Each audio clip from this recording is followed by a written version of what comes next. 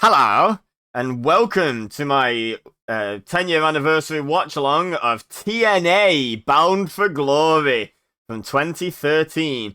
As you can see up here on Saturday is Impact Wrestling Bound for Glory 2023. So the dates are falling real close together, which is real fun.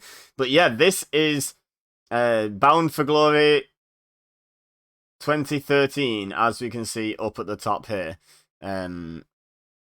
In the bar. This watch along, I'm not going to be showing the show because copyright law is a thing. I can't do that. But what I am going to do is show the first few seconds so that you can sync up properly. So yeah, get yourself on Impact Plus or however you can watch TNA Bound for Glory 2013. I don't know what your methods are, but yeah, I have Impact Plus. So just get there, pause it at 000, as I have, and then in a second we're going to do a countdown, 3, 2, 1, play, and you'll see me hit play, and you'll see the first 5 seconds or so of the show, and then it'll fade to a still image and no sound, and we will just enjoy the show together. So pause my video, get yourself set up, and then unpause my video, and we'll be ready to go. So, I assume you have now paused my video, got yourself set up and ready, and are ready to watch along with me. So, without further ado, like I said, it'll be 3, 2, 1, and then I'll click play. Ready? 3, 2, 1. Here we go. First few seconds of AJ Styles. Remember Emo Styles? And came back all mad and upset and stuff, and I think was supposed to be a heel and just no one bought it.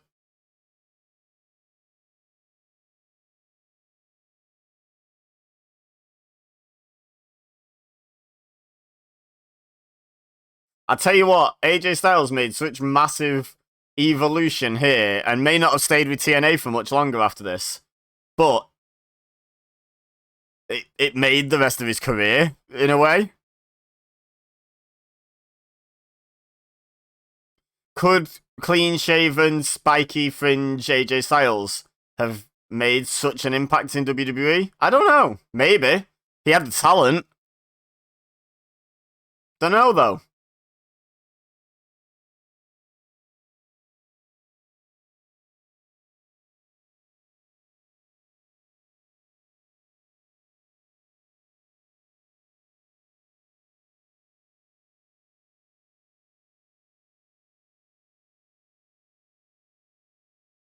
I think they'd already accepted he wasn't going to be the heel here. Or one of the heels.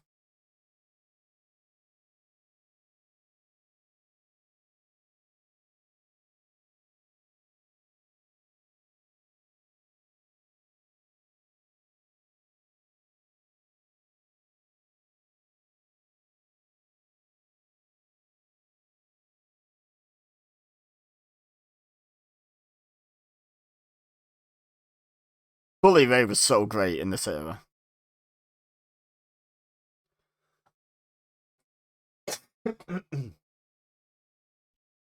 This is fascinating as well because it's genuinely like two massive stars. It feels like a massive main event, but it's two guys that were never world champion anywhere else. Like, sure, Bully Ray was made somewhere else, but he was never a singles guy. He was never a world champion. And when I say anywhere else, I mean WWE, WCW, ECW. Styles had maybe been Ring of Honor world champion at this point. I'm not sure. I don't actually know if AJ Styles was ever Ring of Honor world champion. But the point is like this is the biggest company he's ever been a main eventer in, and ditto Bully Ray.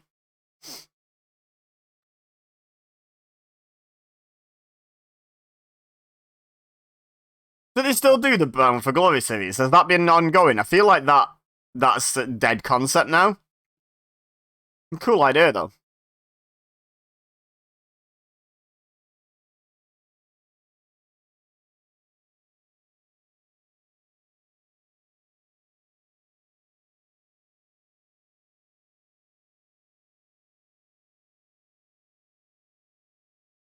Okay, we're kicking things off with Ultimate X.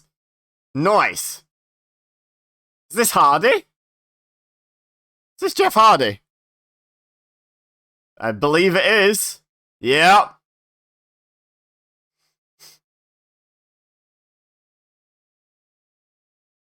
He's all white, isn't he? Jeff Hardy is all white.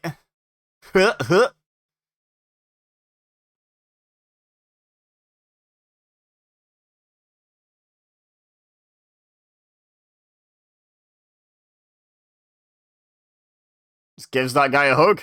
Don't know if he knows that guy. That guy seemed a little bit surprised, to be honest. Like, oh, I'm getting a hug? Cool.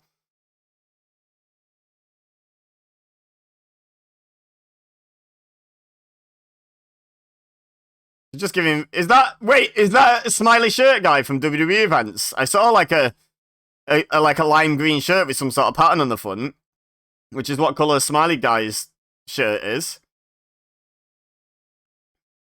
You're normally going just to get hardcam side, like, so he's featured when it's on hardcam, but maybe he got different tickets for this show?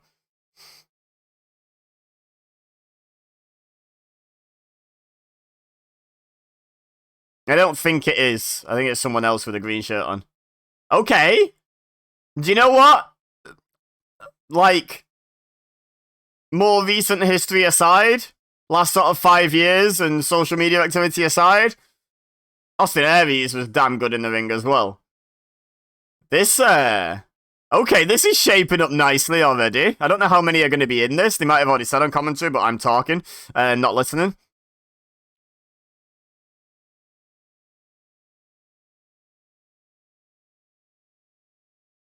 Oh. Slippy, slippy.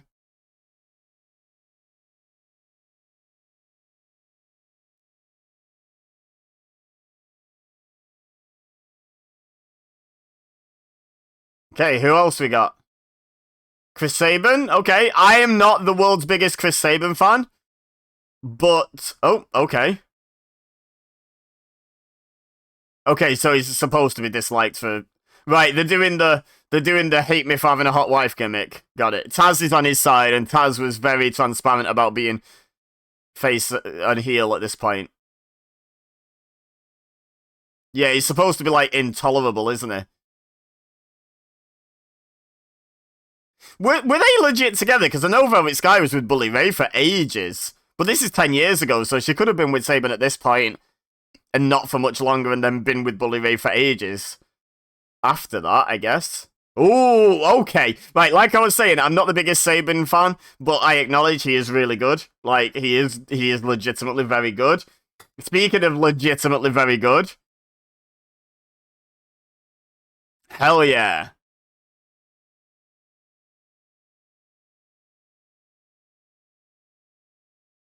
Where is this?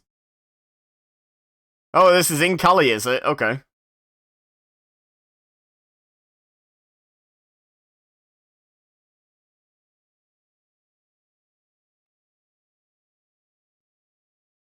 Joe in Ultimate X is interesting. Like,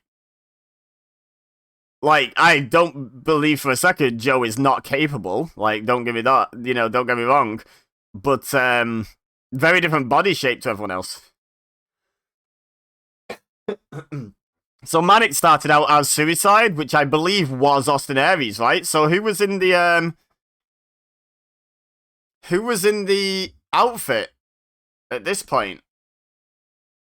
Let's get on my old Google device. Google machine.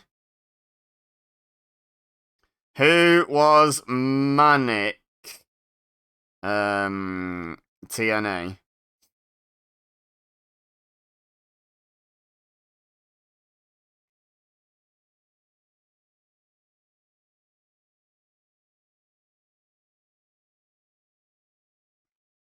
Oh, it's TJ Perkins.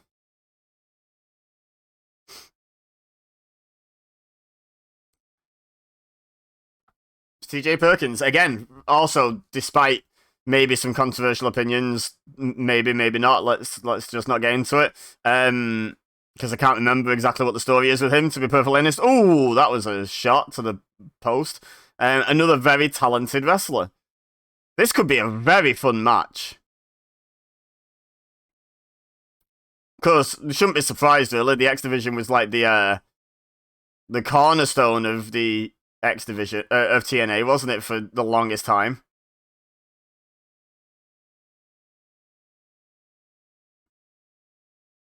Oh my god.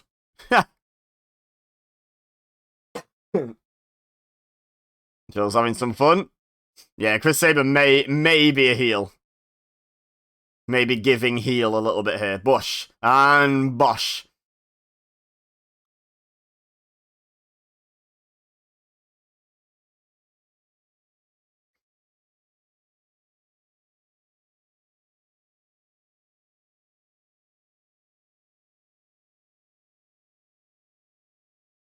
Oh. Oh, Hardy in there. He's climbing.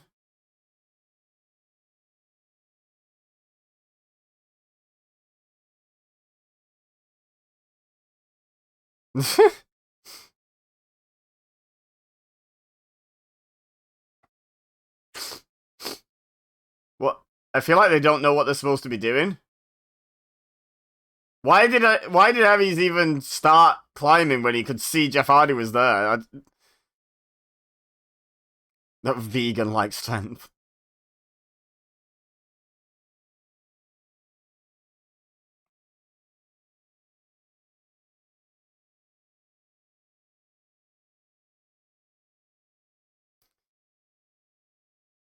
This has felt a little bit off pace. There you go, that was good. Just a couple of Hardy spots there where I think he was in the wrong place for the Aries climb up. I think he shouldn't have been up that early. Or shouldn't have been in that position at that point. And then that double whip didn't seem to be working properly.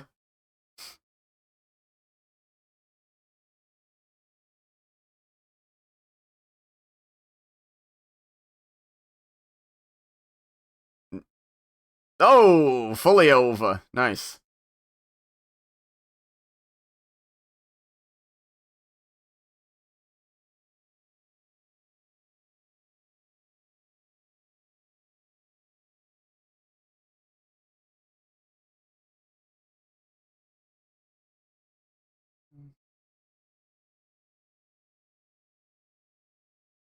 Alley-oop. Alley-oop.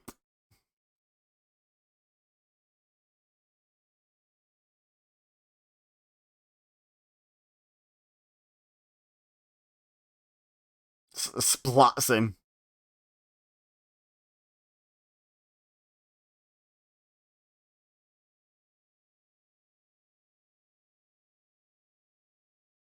I'm pretty sure you're not allowed to use that. Doesn't that defeat the point of the X?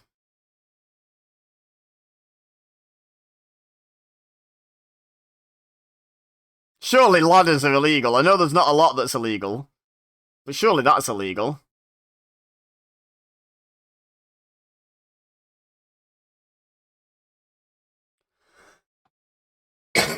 Excuse me. By the way, apologies for all the little coughs and splutters. I am ill. It's only a cold, so worry not. But, you know, this video needed to be out today to be the 10-year anniversary. So I just have to record it while I'm ill. Big jump off the top by Austin Aries. I almost said Austin Theory then. Austin Theory would have been 14 or something, 15 at this point. But yeah, maybe climb and grab the belt before you celebrate. Velvet Sky gonna get involved? Some heel on heel action? No, she's just trying to encourage Sabin. I feel like Velvet Sky might be a face. And Sabin's a heel. I don't know, they're just the vibes I'm getting.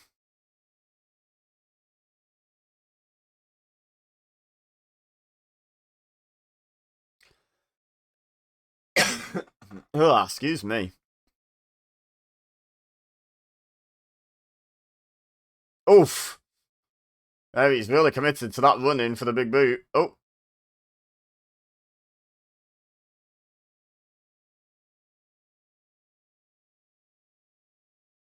Yep, not bad. Not bad. Little contrived, but not bad.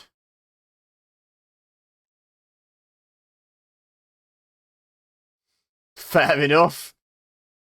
Fair enough.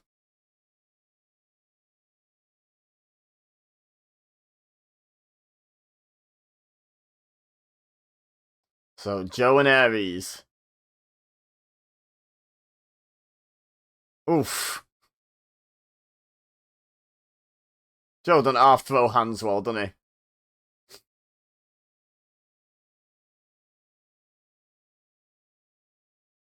Oh my god.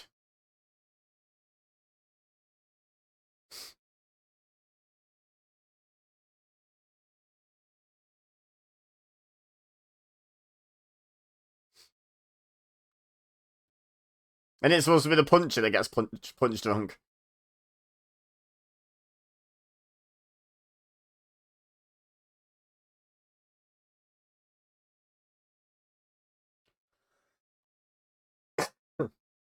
Back in my day, the crucifix was always a pinning combination. Wasn't supposed to be an offensive move.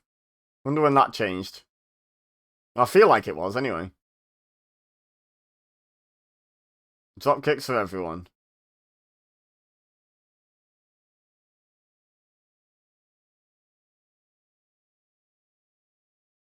Oh, really?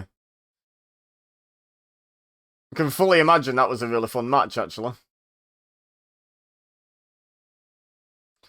Did Aries and Joe ever do, like, a proper program, like Ring of Honor, maybe? Like, Ring of Honor title?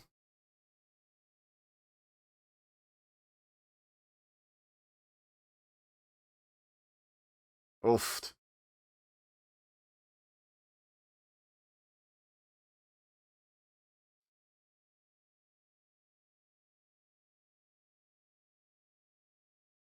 I love Joe's casual approach to these things. One of my favourite spots in all of wrestling, I don't know if we'll get to see it, maybe, is where Joe just walks away from the high-risk move and just lets them crash and burn. That's one of my all-time favourites. I wouldn't mind seeing a Whisper in the Wind into that. I think that'd be great. Well, that's rude.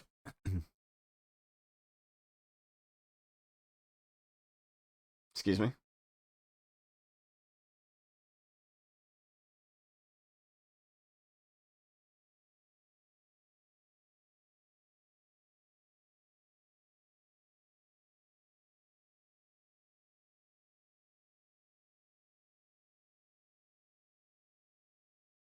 Okay, I don't know what that noise is all about from the fans.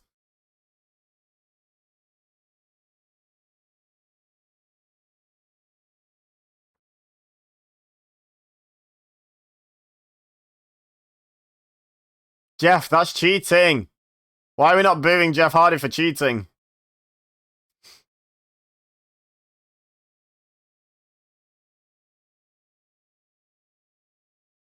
This is not a ladder match, sir.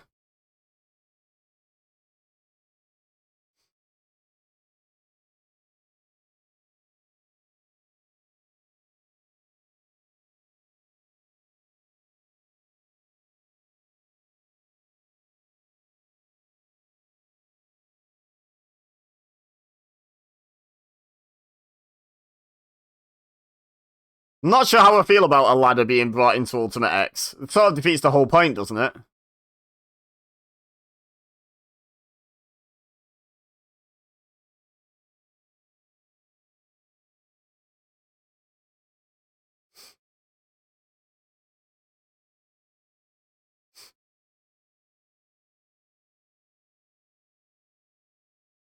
Oh. Bye. Now, you're a heel. Don't be a heel and not use the shortcut that's been provided for you. There we go. Been provided for you by the most babyface in the match.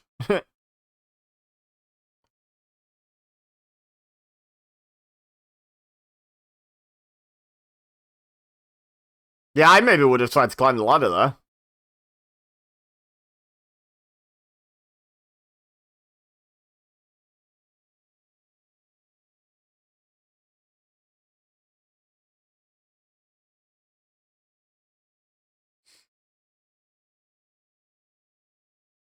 That was a nice looking twist of fate. Sabin took that, like, proper leapt up, kicked the legs out backwards. Very nice.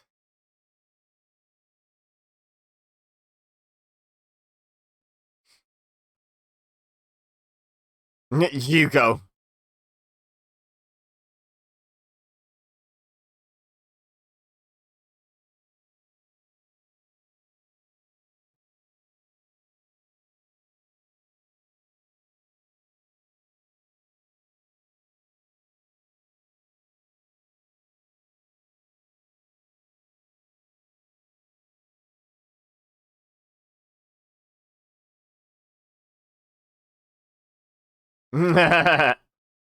Cheeky boy.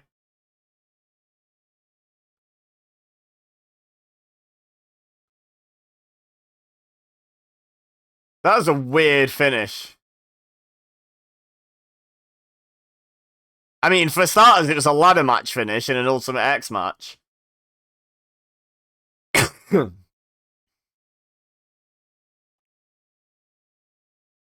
Like, I get, like, the heat and the heel gimmick and what have you. But weird finish. And a bit of an underwhelming match, to be honest. Considering who was in it, it's a bit underwhelming.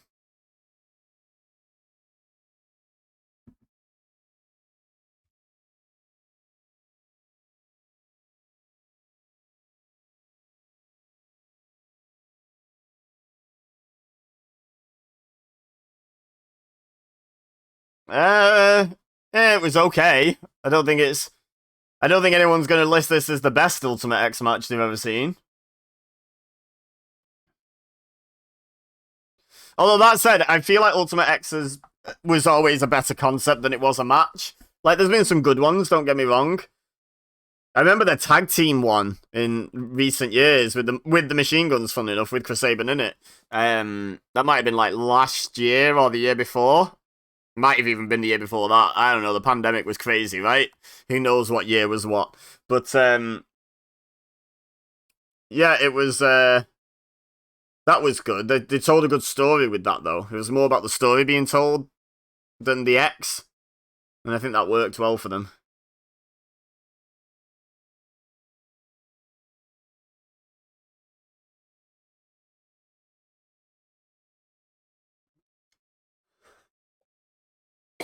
Excuse me.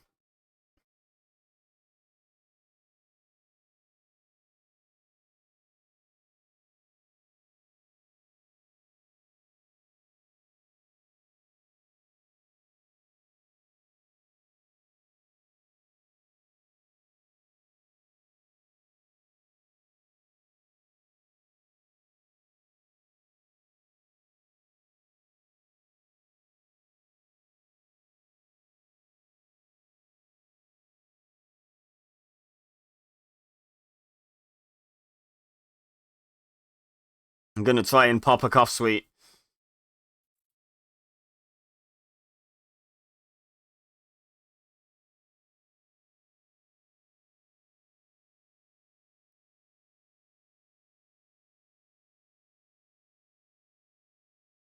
So the villainous is maybe the end.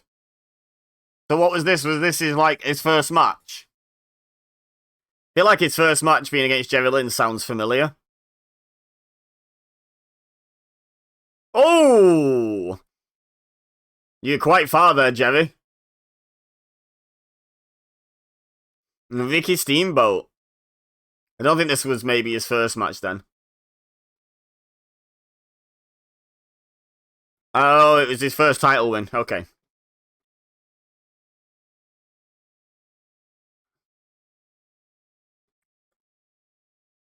Oh, he was the first champion of the X Division. They had plans from the start.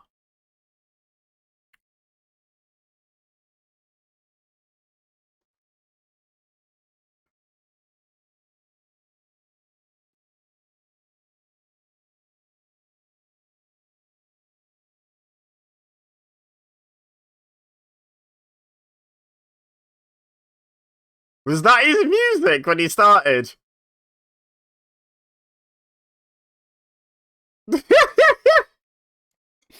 Sounds like the West Texas Rednecks released a second album and really struggled with that second album. Here he is.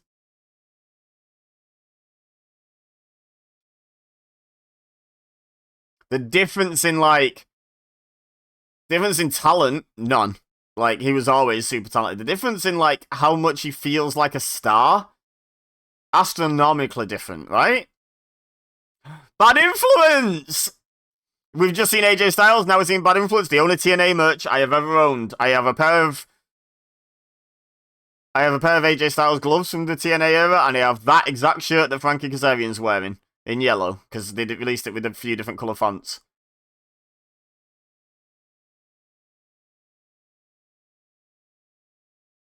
I used to love Bad Influence.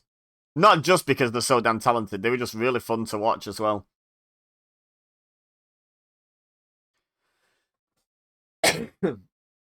You could tell they were having so much fun as well.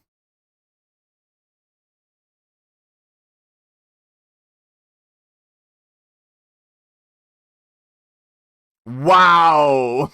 Oh my god. Come on, Kaz. Jesus.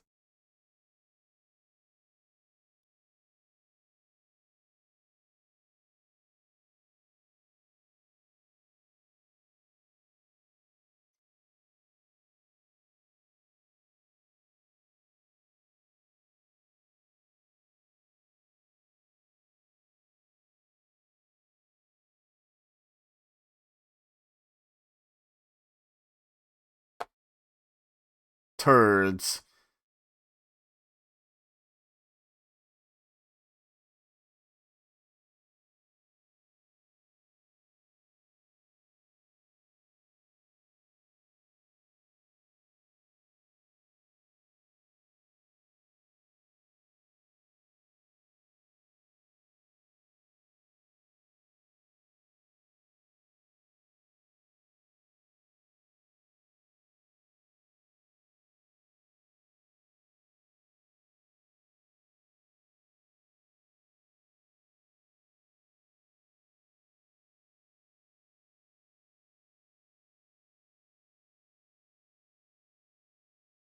We're gonna get like some sort of return here or something.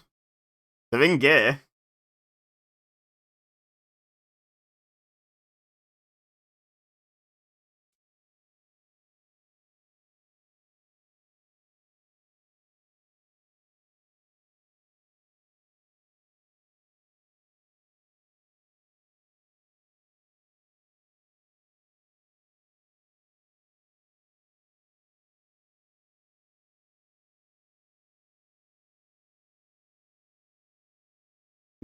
True.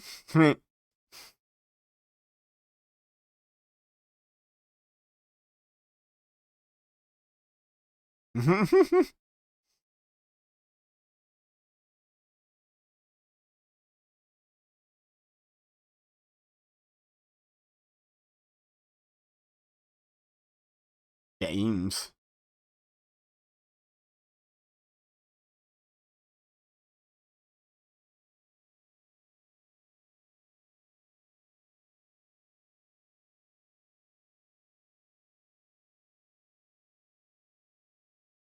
Oh.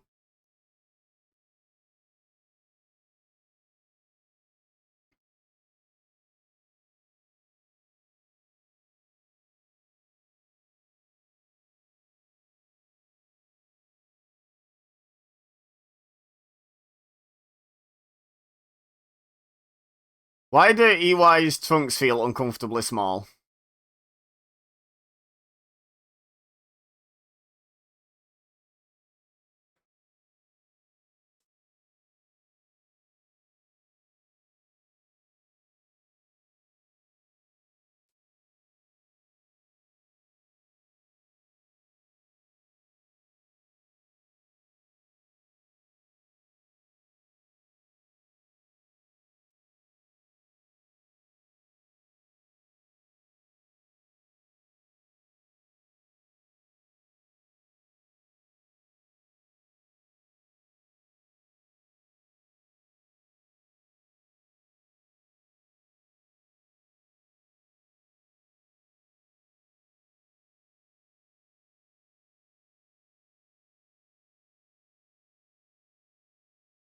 Oh.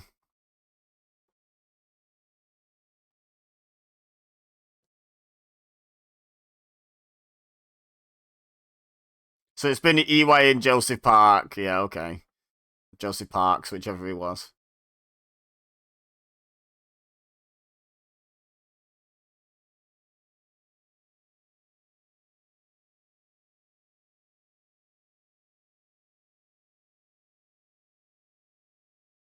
Well, here we go. Here comes Abyss's music in 3, 2, 1. Okay. Ah, there we go. Okay, I was like 2 seconds out.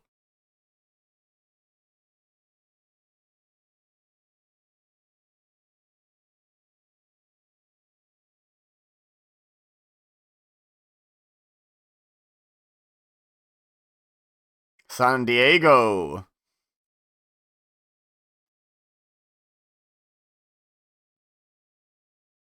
So they reintroduced Abyss in a segment instead of doing it for the tag title match. Okay. It gets bad influence on the show, I guess. Even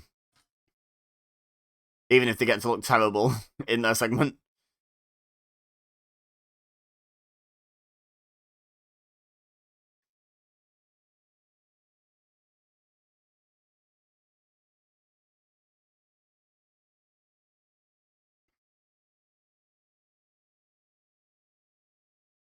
When he was Joseph Parks, did he still have like the teeth missing and stuff? Or did he have like fake teeth put in or something so he looked more lawyery?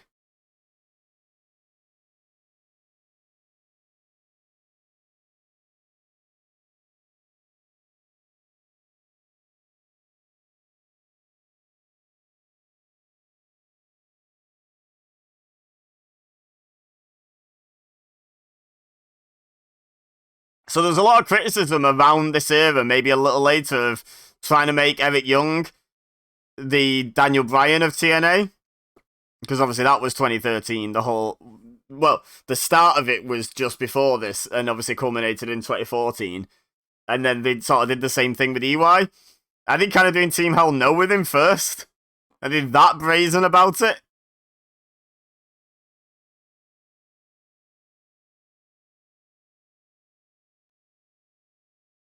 Shocking return. Shocking return of a guy's mask.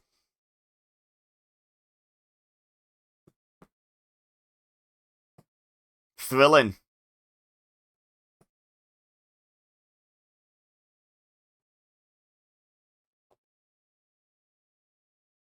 Oh, I remember being a big Gunner fan.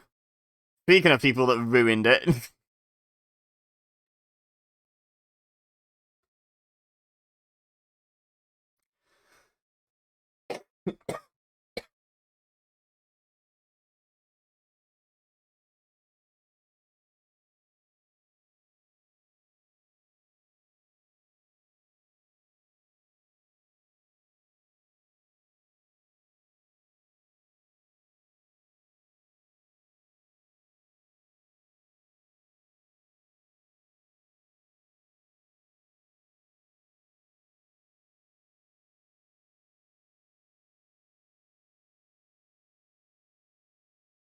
So EY and Abyss aren't in the tag title match either. Okay.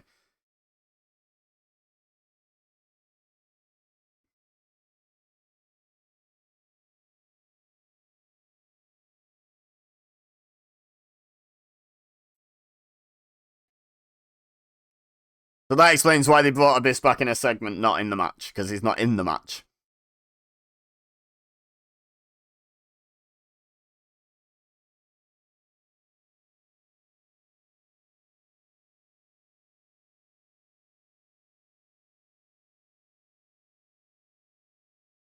The taglines.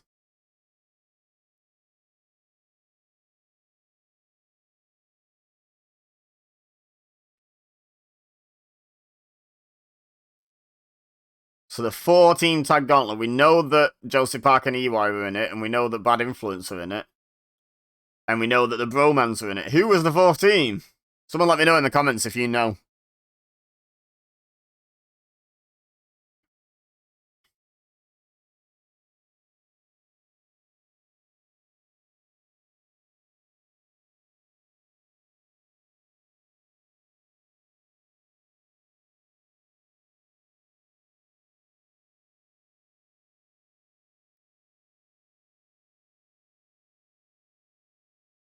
Can I find out about the pre-show?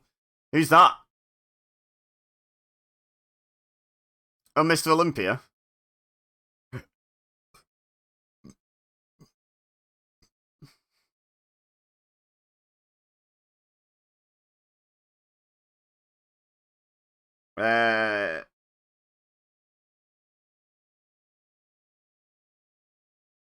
Oh, it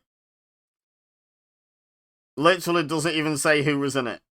That's a con. Let's try another source.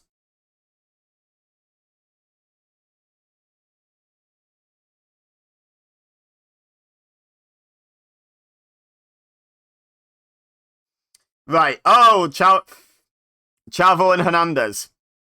Oh yeah, I knew that. Bad Influence mentioned having beaten them.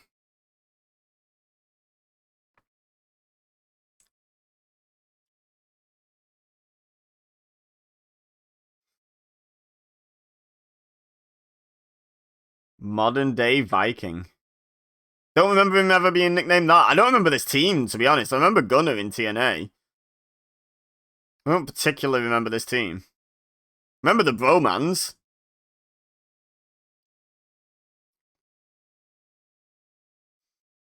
Isn't Jesse Goddard the like the biggest deal in OVW these days?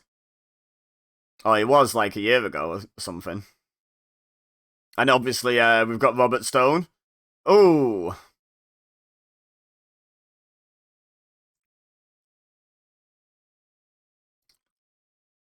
I remember being like a massive fan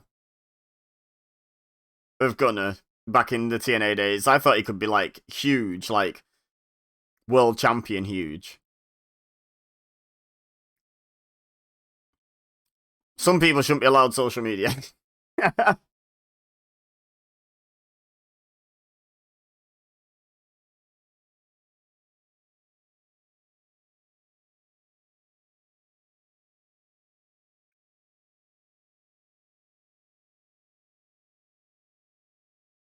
Where's my fly swatter? Why is it every time a fly appears, my fly swatter disappears? There it is, found it. Now the fly's disappeared. Rude, honestly.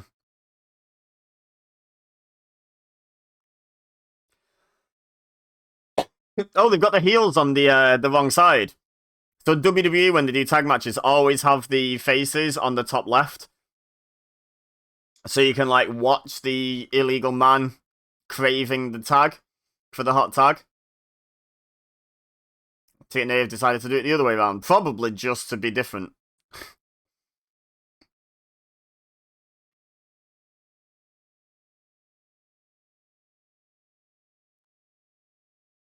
Slingshot suplex. Brian Hebner's not being paid by the hour, is he?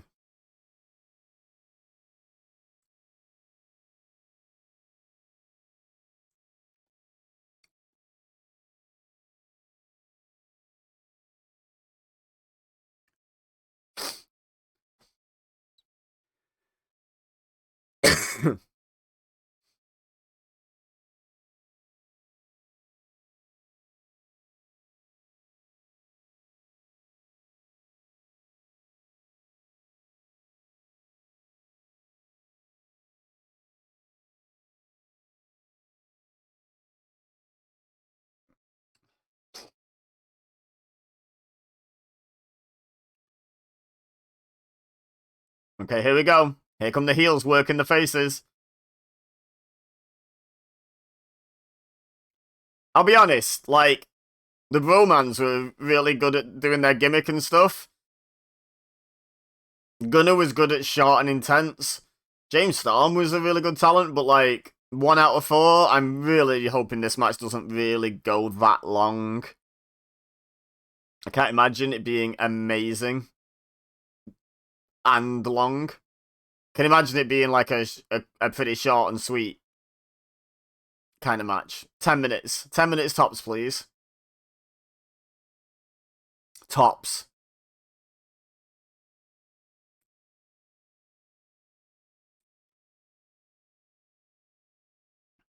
Yeah, bit of heat, bit of heel heat. James Storm should know better than that.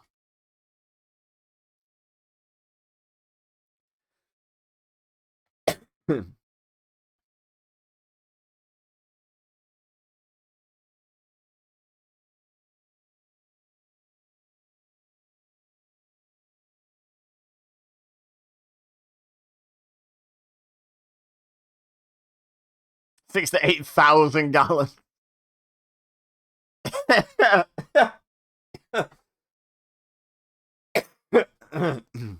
That's a lot of gallons of milk. Sorry, muscle milk.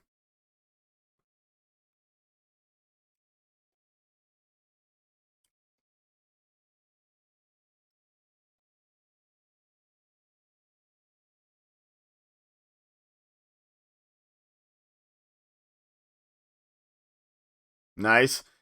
Not sure how I feel about Gunner trying to get back into this by doing a roll up, like a backslide. That's some hair, that, Robbie. That's some hair.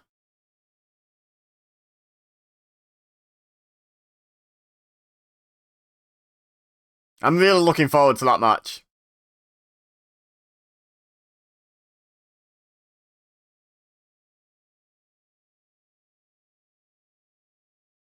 Here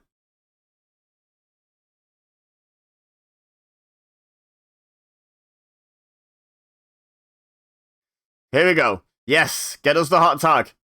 Get the hot tag.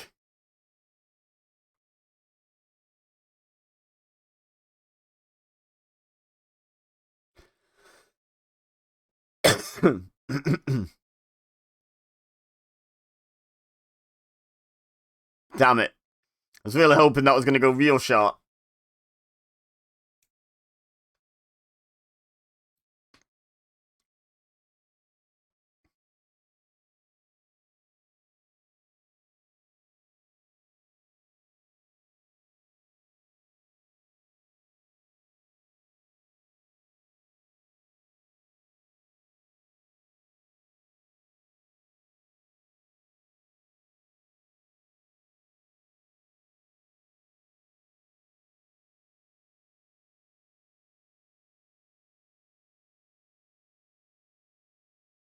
Okay.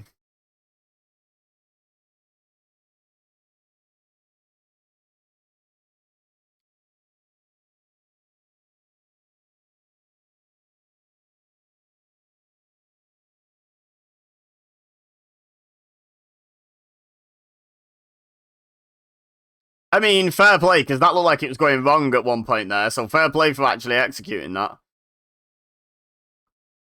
Can't fault that. Like, well done. GG.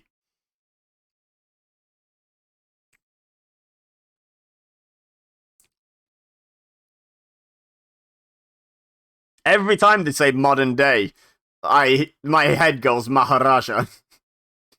Every time.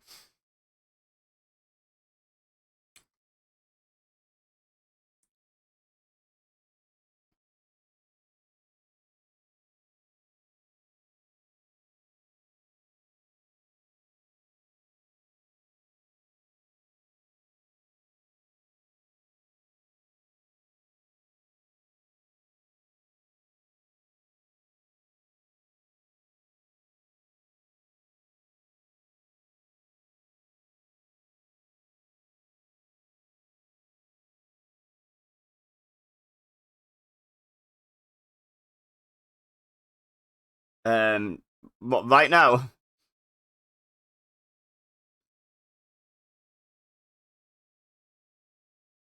I was gonna say, we're not gonna do the whole wear down the other baby face and get the hot tag, are we? I don't think there's enough. I don't think there's enough in this match for two heel beatdown sessions, but it looks like that's what we're getting.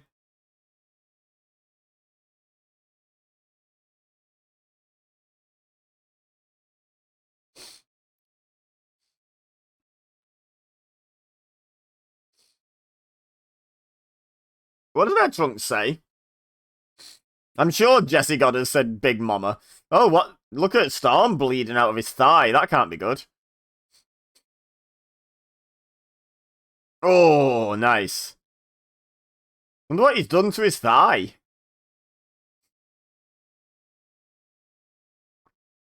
That was an awful elbow drop. Good grief.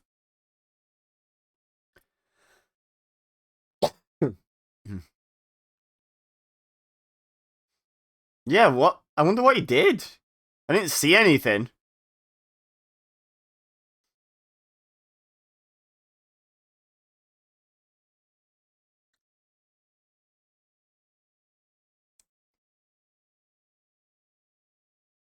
It was like a Russian leg sweep that he just turned around. Yeah, what? I wonder what he did to do that gash on his leg.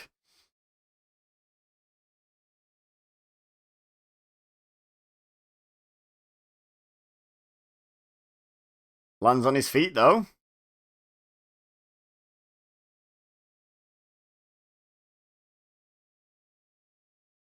Really? You thought you had it won with DDT in the year of our Lord 2013?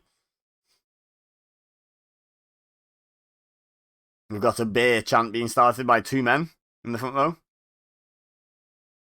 It's not catching on, mostly because this isn't beer money.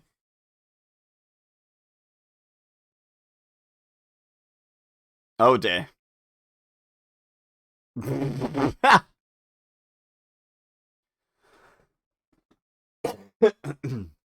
Hmm.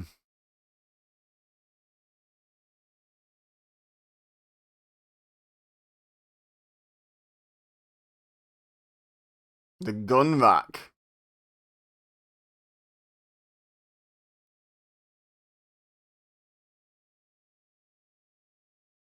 Oof. Oh. Here comes Jesse. Yep. It's a good save. Shame it was telegraphed by the camera angle. It was a good save, though. It was a very good save.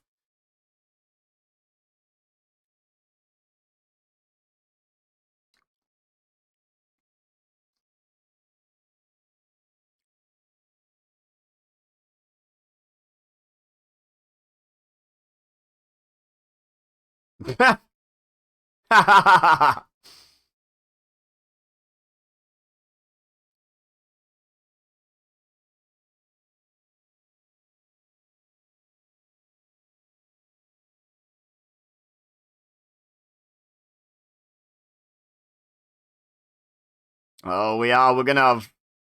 Are we gonna have heel dominance on the other babyface, or are we just gonna have a heel win? I feel like the match has got to. No way. No way. That's a horrendous decision. I get it. You know what? No, I get it. They're very entertaining.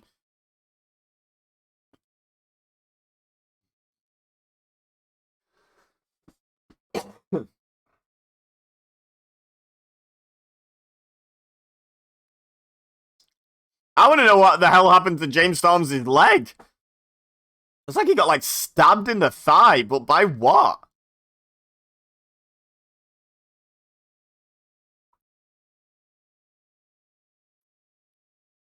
Get that sign, that garbage sign out of there. Big boy. Big boy.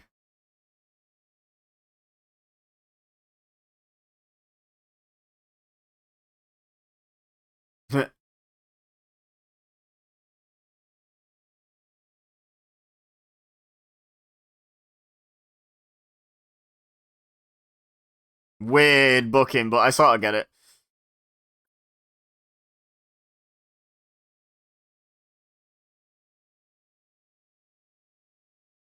Into the Hall of Fame, eh? The TNA one, of course.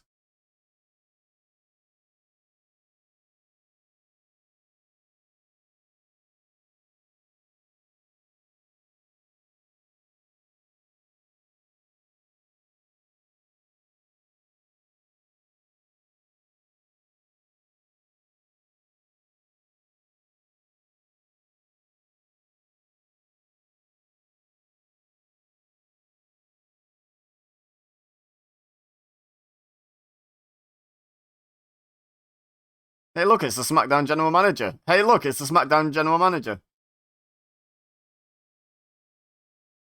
He really is following in Kurt's footsteps.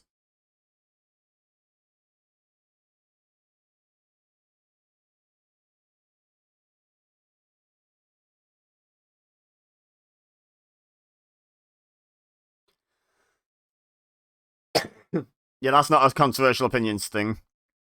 I don't think.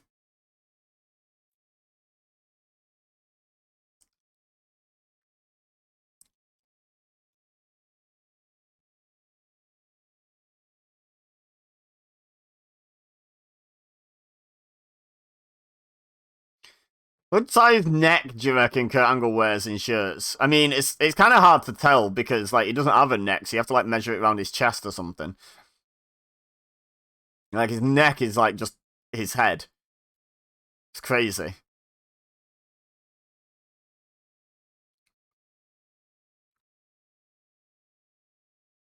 But yeah, I don't think it's a controversial opinion to say Kurt Angle's one of the best all-rounders ever, is it? No, I don't like Sting was like I'm going on record as saying this like it was maybe something not many people had ever said, but I think it's a fairly vanilla opinion. I agree with it. Well, I wouldn't ever think of it as a hot take. Oh, this was the first entrant. This is their entree. Oh no, Sting was there first. Right.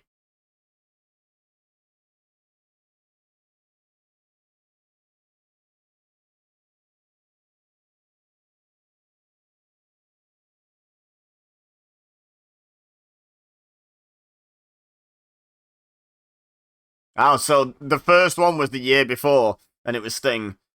Alright. Ah, that makes sense, because TNA was 10, wasn't it, in 2012? When in 2002, TNA kicked off.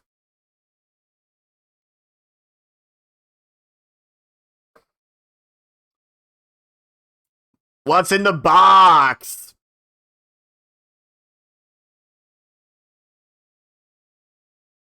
What's in the box?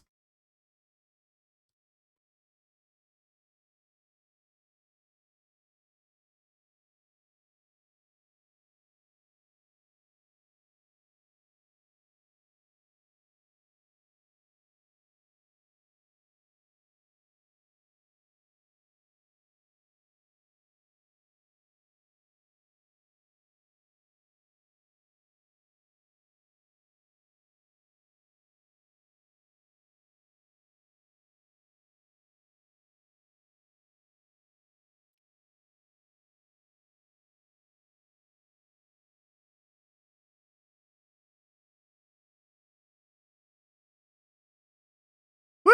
America!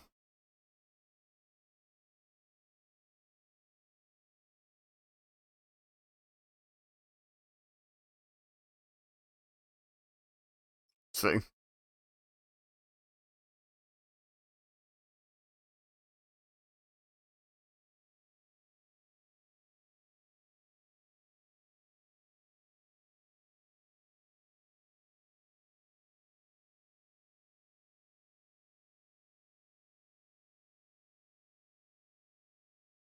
It's got Jason Jordan.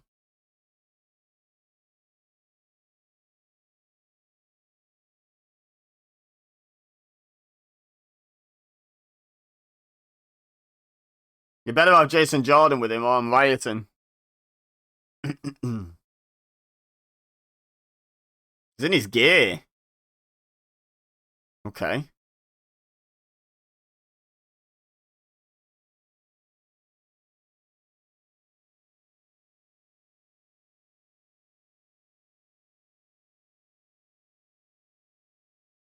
It's mad how, like, it's like a very common thing with someone really famous coming in is to take their their music, their gimmick, and just make it as close as it can. AEW does it a lot with music. Like, if they have a licensed song, they'll get the same song. Hey, speaking of green shirt guy before, I just saw long hair dude in about the third row. I'm pretty sure that's the same guy who's always front row for WWE. But,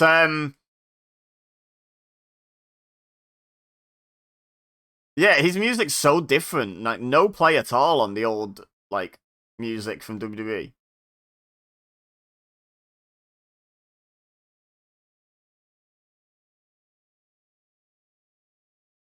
You don't even know them.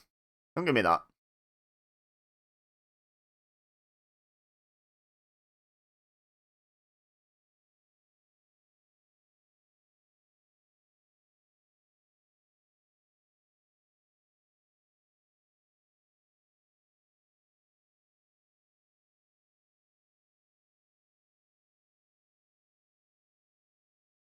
He's not retired, is he? Hmm? I know he's not retired.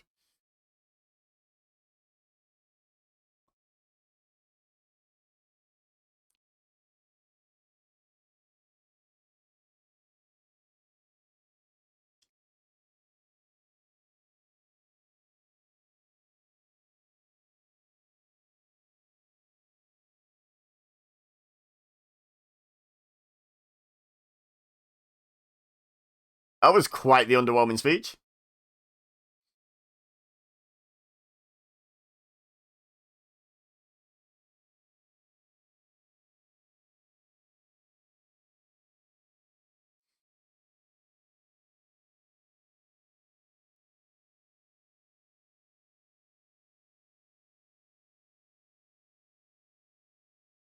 What's in the box? Funny if it was just like a jack in a box, wouldn't it? He opens it and it just pops out like, woo! A little clown or something.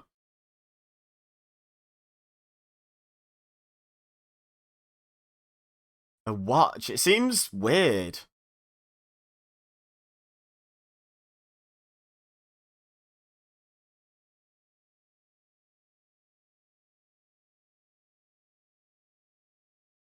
Reject it and heel turn. Do it. He's trying to muster up some tears, isn't he?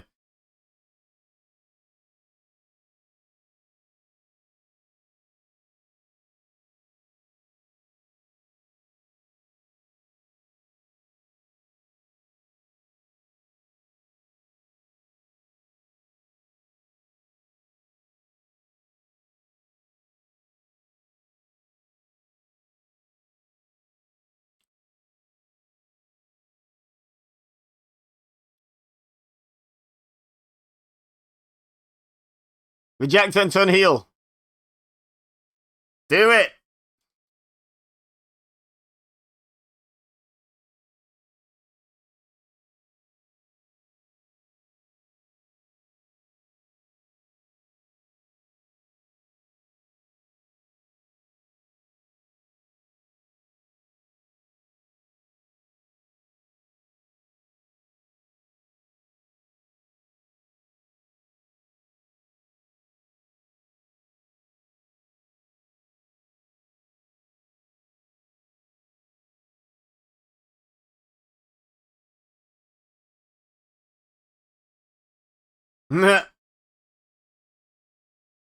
Now did a heel turn as well.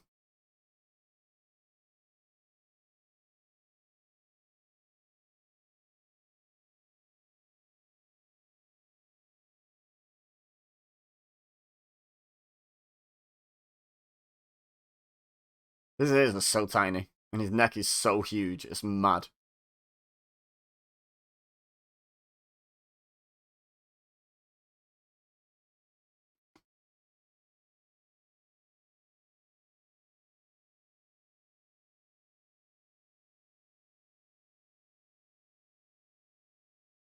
Do it. Heel turn. Do it. Do it. Do it, you coward.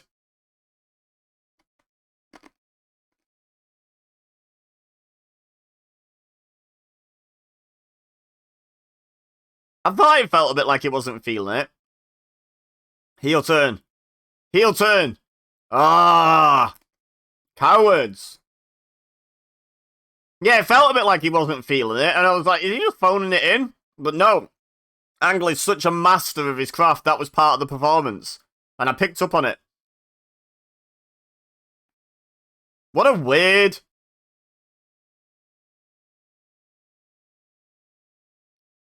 What a weird segment.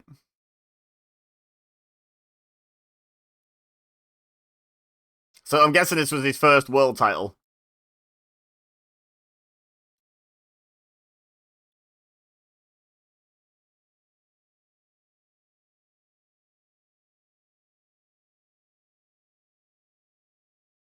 So they just did a segment where someone rejected an entry into the Hall of Fame.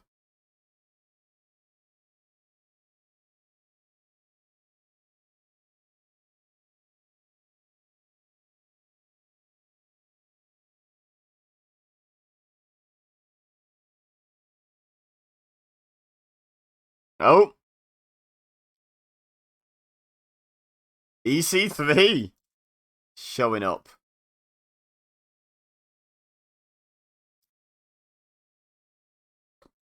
His hair?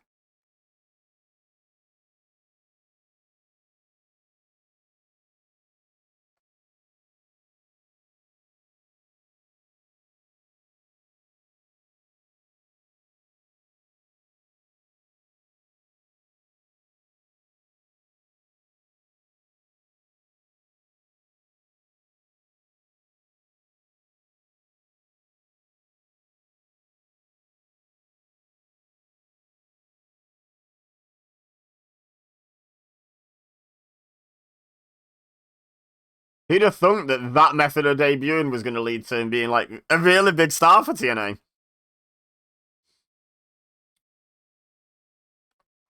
Okay. TNA was always ahead of the curve on the old women's wrestling, so I'm looking forward to this. Three-way. Okay, who's in it?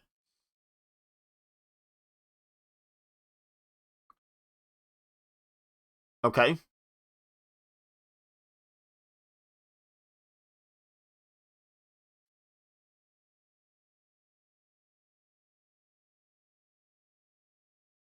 Okay. I don't think when I think of really good knockouts, I don't necessarily think of Brooke Tessmacher first, but maybe that's unfair. She is pretty damn good.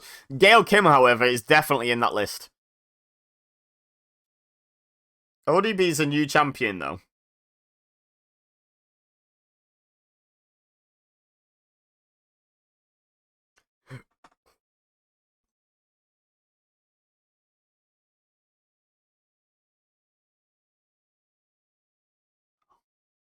Like, Gail Kim is just is the TNA Knockouts division. I don't think TNA's Knockouts division gets where it got without Gail Kim, honestly. So I'm looking forward to that aspect of the match. ODB is very entertaining, very fun. I don't really remember how good as an actual like wrestler. Really good character stuff.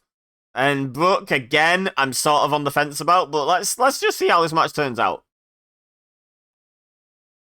I think I felt the same way about like Gail Kim and Taryn Terrell having that big feud, and that turned out excellent. So, oh, she's just Brooke, is she?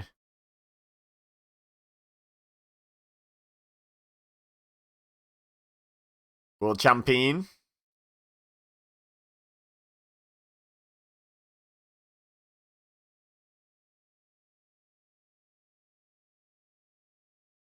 Taz going when she was doing that.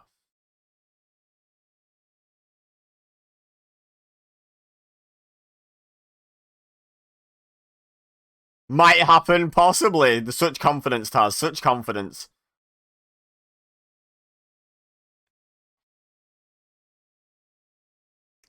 So Brooke's obviously heel. ODB's seemingly quite face. What's Gail Kim? Like, it was kind of hard to read Gail Kim from her entrance.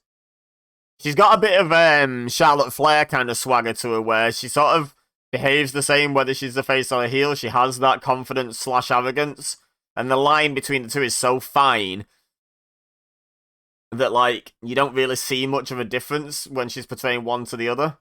They meld into one. Okay, so I'm guessing Gail Kim's heel.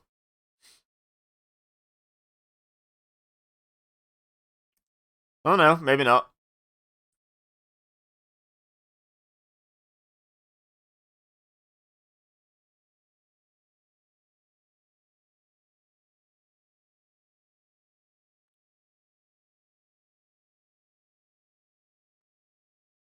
Buffon. Nice follow away slam. And almost a kip up. Almost a kip up.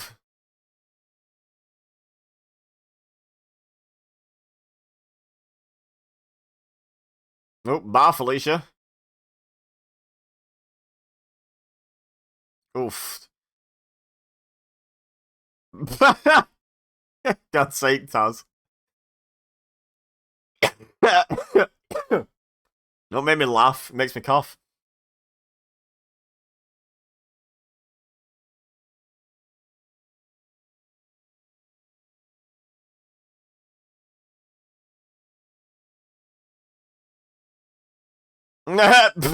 Oh yeah, sure.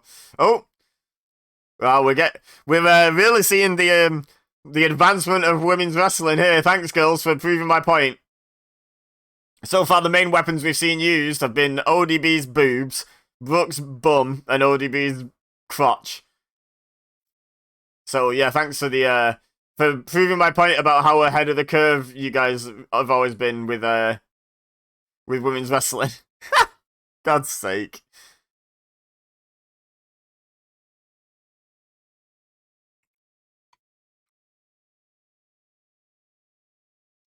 Oh my god!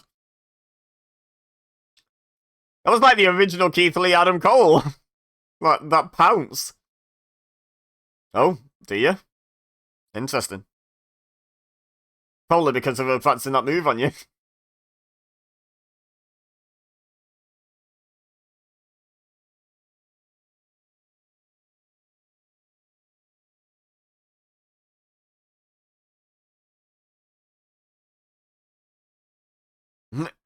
Nice. Dale's really selling that. Oh dear. Really selling the fact that she got shoulder tackled, didn't she?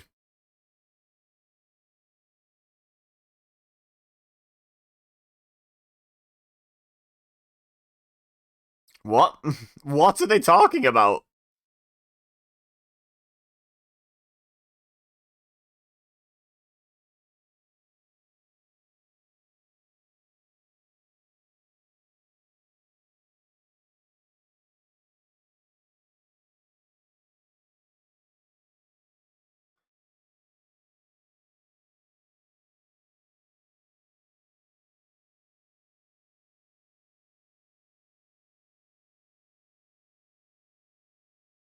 I mean, Gail Kim has been down for a long time from a shoulder tackle. Honestly.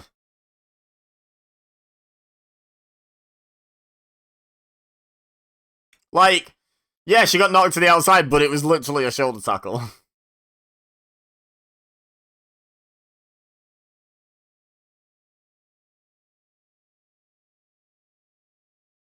Buffon.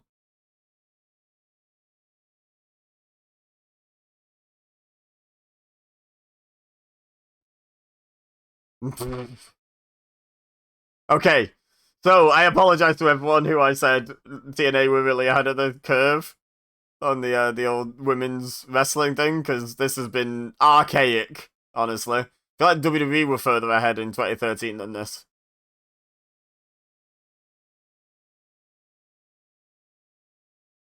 Yep, more innuendo, thank you, Taz.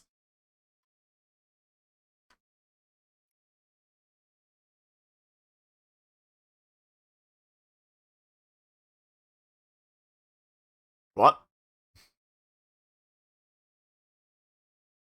Bears, oh my.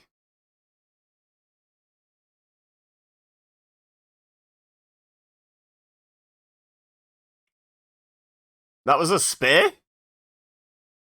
Should just... Yes. Well called, Taz. Yeah, I couldn't have said it better myself. Why is Gail Kim just not being involved in this match at all? They're like, you know what? We got a triple threat. We got two decent enough wrestlers, I guess. And then we've got like one of the best women's wrestlers in the world. Let's have her lie down on the outside for like the vast majority of the match. That seems like a good way to do it.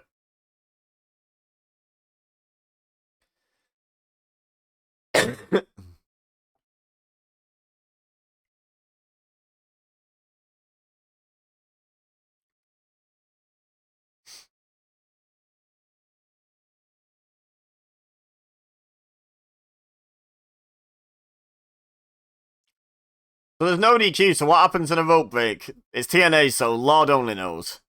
Well, we're not going to find out. Oh, look, Gail Kim's decided. Oh, she prevented the tap out. Okay, I thought she was going to do that stupid cliche where they apply a second submission. Like they don't understand how wrestling works. But no, that was a good moment, stop her tapping. I don't think it was played out that well, but it was a good moment on paper.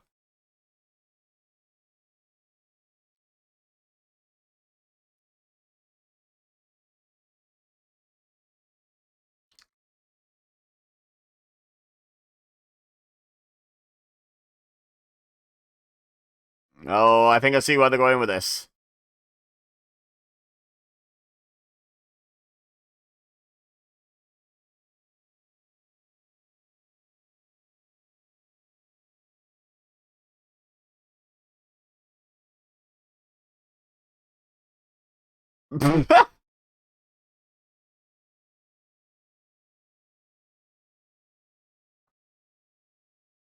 That would have been a cool spot. They should have let that go through. Although it's probably pretty dangerous to try and land a double superplex like that without anyone landing on someone else's head or something. But I get why maybe not. That was a better elbow drop than James Storm's. I'll give you that. It wasn't great, but it was better than James Storm's.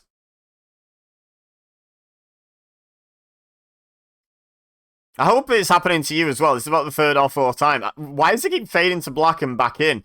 Like, I understand some people might have adverts or something, but like, why does it fade out and back in for me who doesn't have adverts? That's stupid.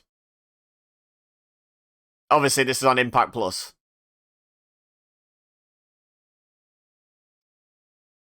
I was just about to comment why is she so obsessed with her boobs, but Taz ahead of the game again.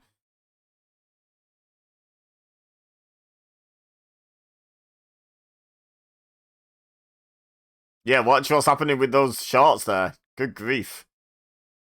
I think Taz saw what I was thinking as well. Like, my god, that was... Let's just say she was moving some clothing to a side that it didn't want to be moved to on... Or Gail Kim probably didn't want it to be moved to on pay-per-view.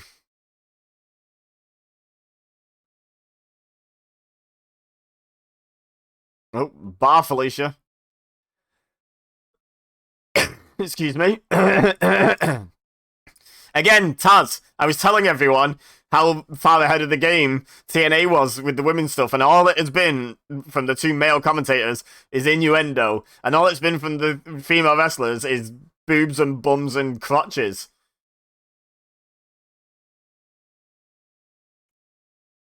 Alright, John Cena. Look at this.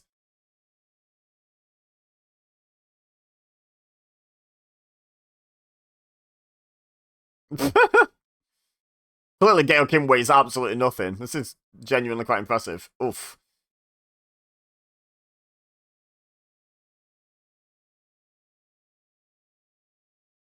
Hello?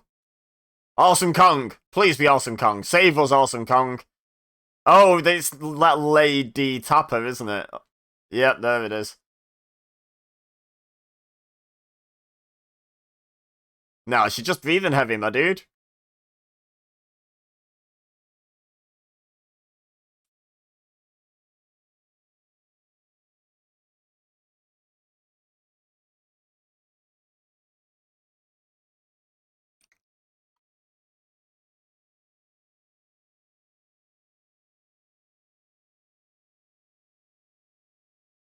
Kick her in the mush. I mean, why the referee needs to be down for this, I don't... Oh, no. Okay. Why the referee needs to be down, I'm not sure.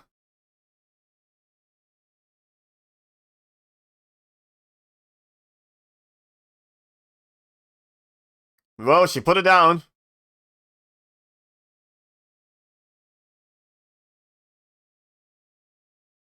Whatever happened to Lady Tapper? I feel like she never really became much of a thing.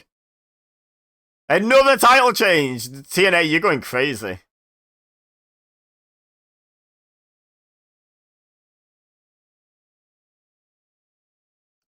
Triple threat matches are no DQ. That could have all happened without the referee getting boobed in the corner and drop kicked, but mostly boobed. Okay, so Gale is heel. Okay, confirmed.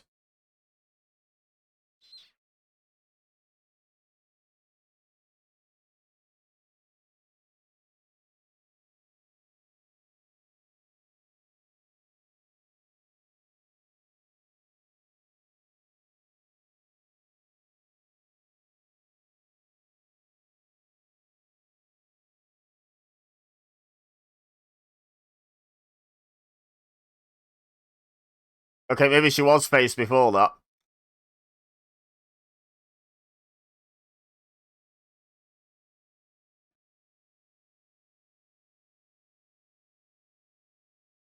Great emotion.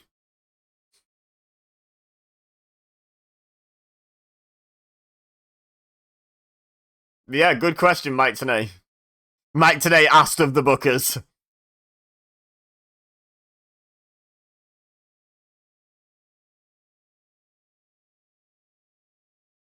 By far the best wrestler in the match.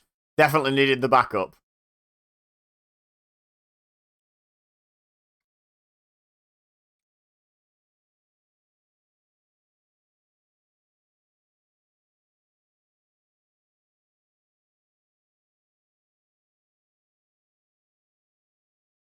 It's a triple threat match. There are no disqualifications in a triple threat match, Taz. Taztopher, I will use your Sunday name. It is no disqualification. You are a former wrestler. You know this. You wrestled in ECW. Why are you worried about disqualifications, sir? I don't know if I said WCW or ECW then. I meant ECW, whichever one I said.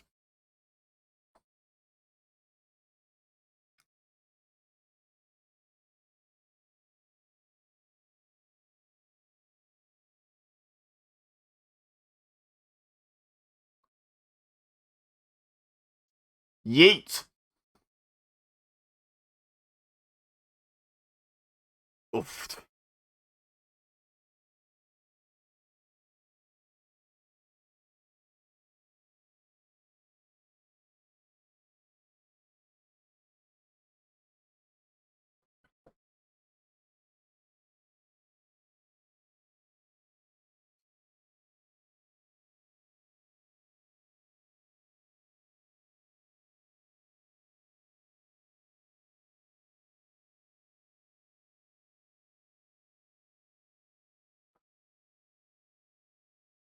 I feel like they're doing all these title changes just for, like, headlines and desperately trying to get people watching or something.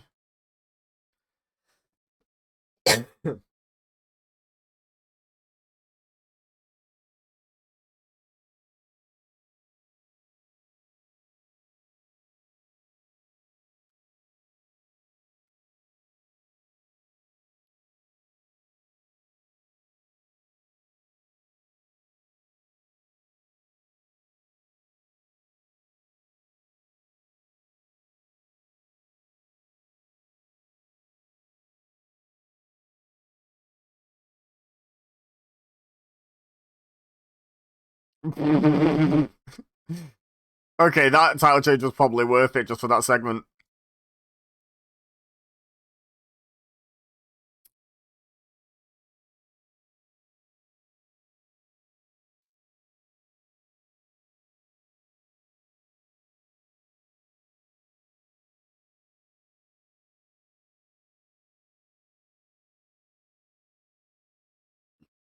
Bobby Roode.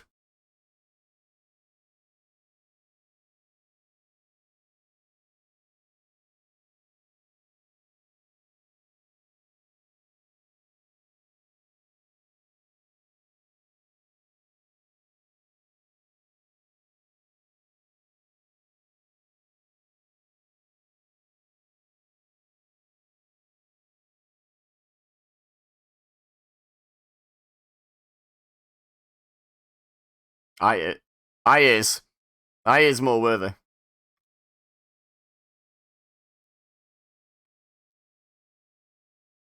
The It Factor and the Glorious one. Wow, how did WWE fumble Bobby Roode when he moved up to main roster?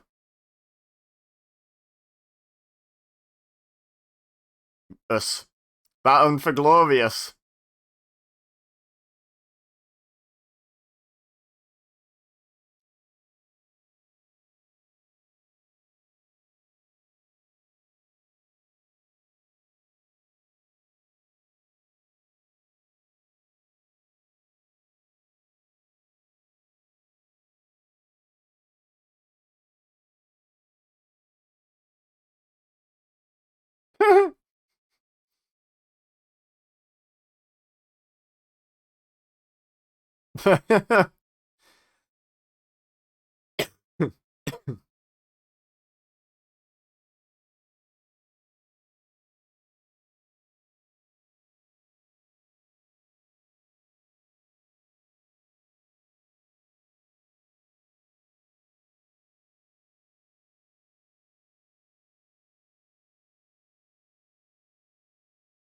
They are some hella suits.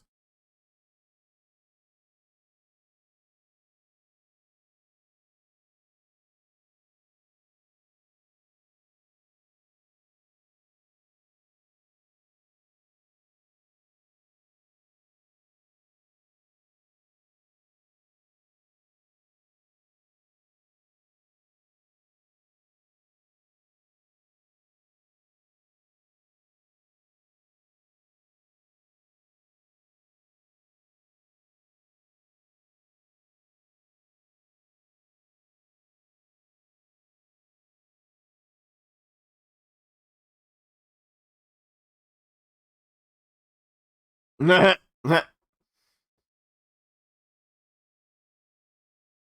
he made him top.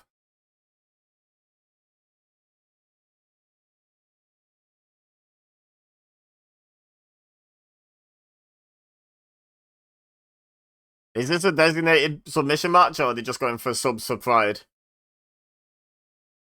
Could have just made it a submission match and had done with it, couldn't they?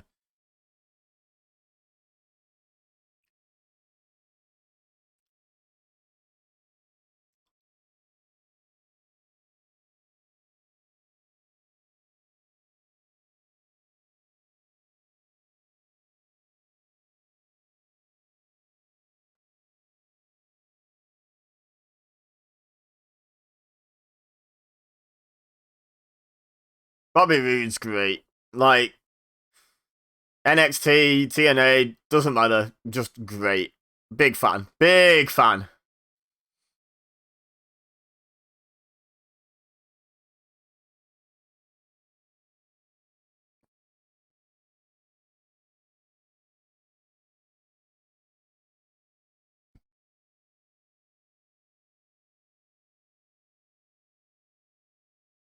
Oh, you see her just wave and the music changed. Rude, honestly. Have a word, Bobby. Have a word.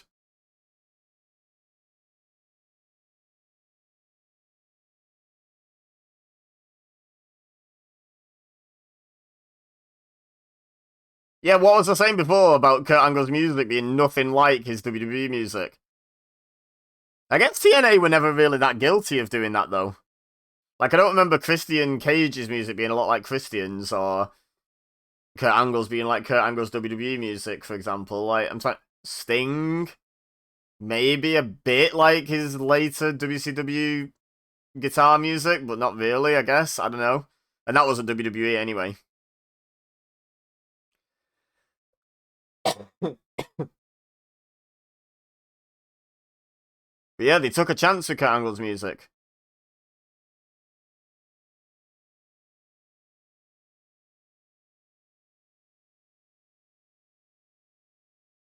Is he?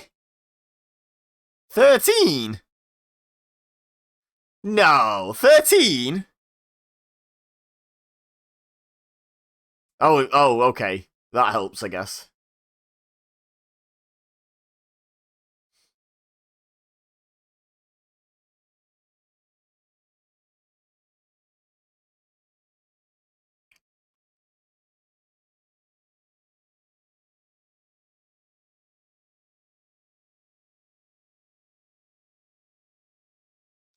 Probably wouldn't have predicted the heel turn if I'd have known this match was coming.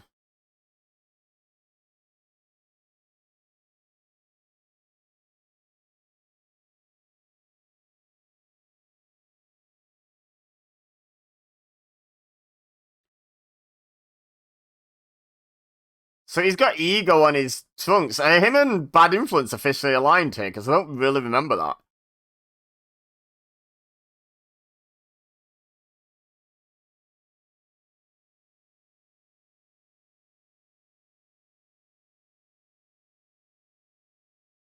Hmm.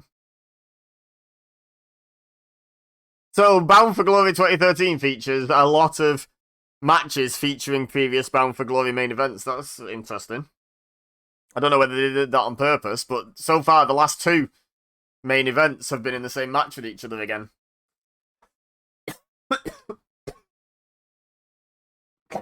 Oh, excuse me.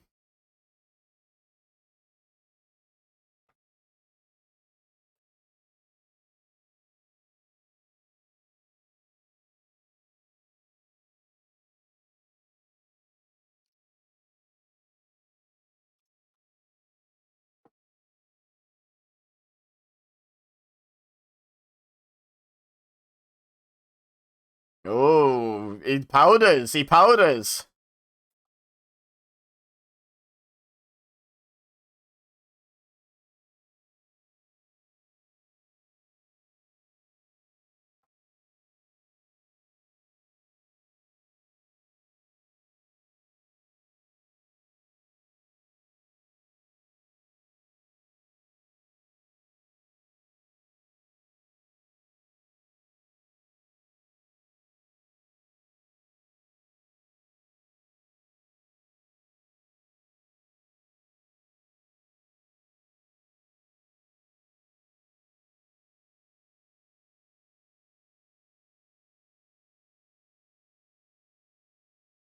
Kurt Angle is ahead of Kurt, apparently.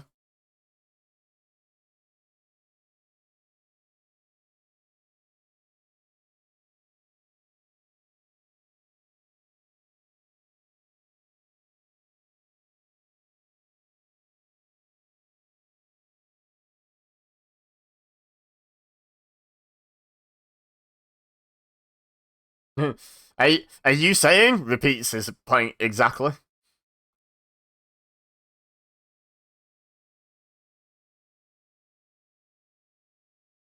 The second highest. It's not the WWE Hall of Fame, let's be honest.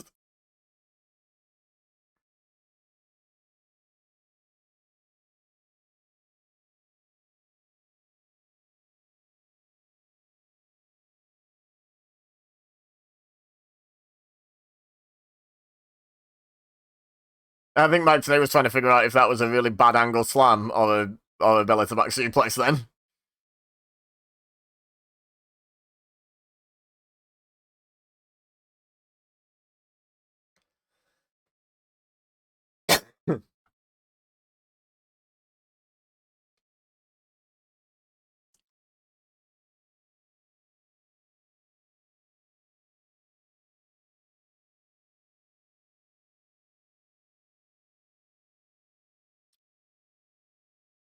I think this could be a hell of a match, but I said that about the opener, and that was a little bit disappointing.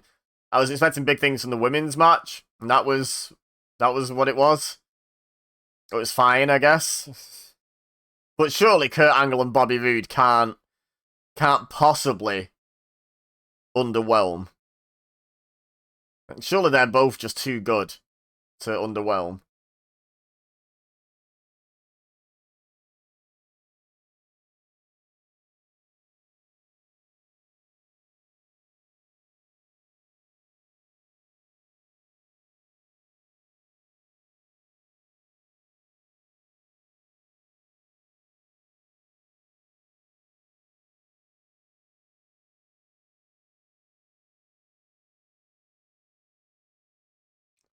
Pop in.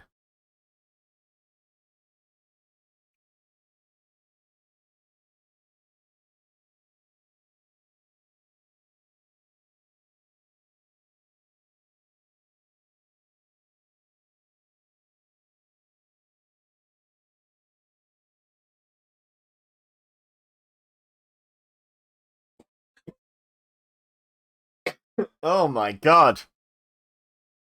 I'd love to not be ill right about now.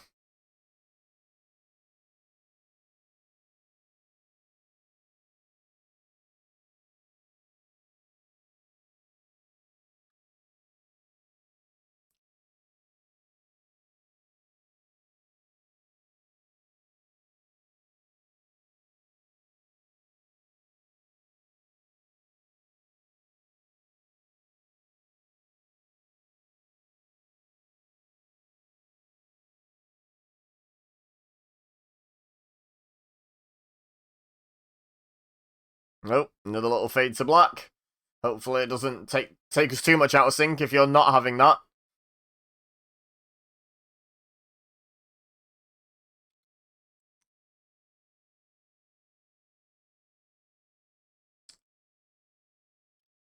It literally doesn't advance any time. It just like fades to black, fades back from black, and just carries on where it was. It's not like we missed the ad break's worth of action or anything. So it shouldn't mess us up really, but if you're not experiencing that, each one will probably be knocking us out of sync by like a second, maybe two. So by now we might be like 10 seconds out, which is really noticeable. So let's do some play-by-play. He's got a rear chin lock. This is some great stuff to play-by-play to sync up, right? Referees tapping on all fours now.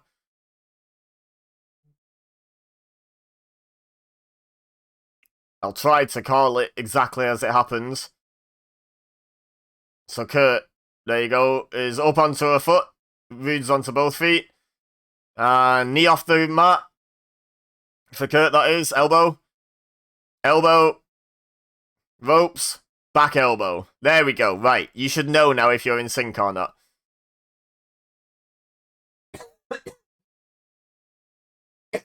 So I thought Rude wanted to make Angle submit, so why is he going for pins?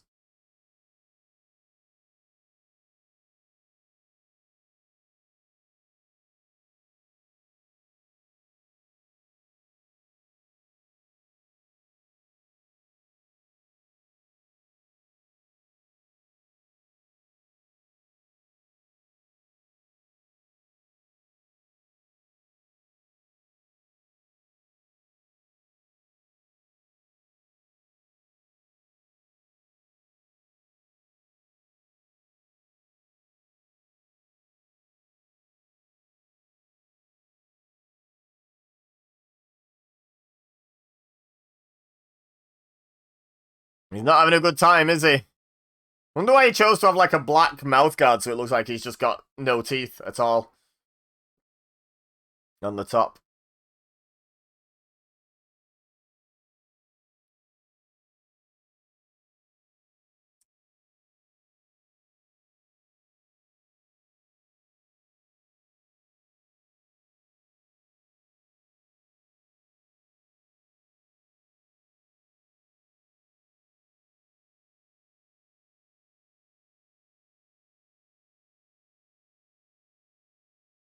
Uh-oh. Bye, Felicia. That guy's looking forward to the next one. Look at him squatting away. Hey, that guy in the white shirt, he's loving his multiple suplexes. His mate's looking at him like, you're an idiot, dude. Nah, sit down, fold your arms. We're not having another suplex, son. Uh-oh. That man loves his suplexes. And fair enough, suplexes are one of the more fun parts of wrestling, aren't they?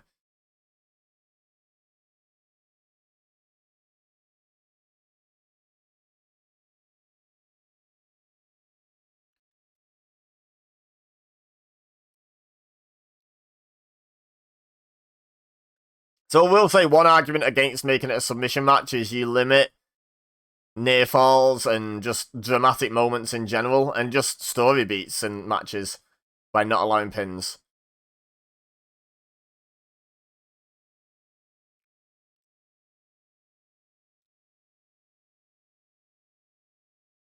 But like it does fascinate me how it's like I'm gonna make you tap, point of pride, and then in the interview just before, I'm gonna make him tap, and then it's like, here's some big moves, and I'm gonna go for pins. Here's not even big moves, and I'm gonna go for multiple pins off it.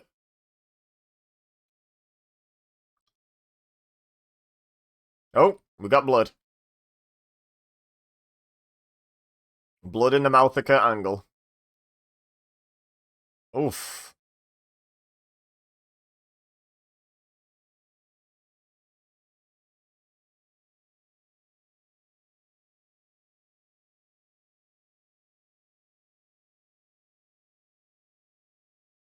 He's got his foot under the ropes, hasn't he?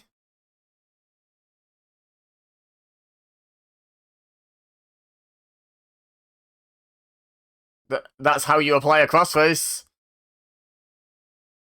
I've never seen a crossface applied without the arm locked.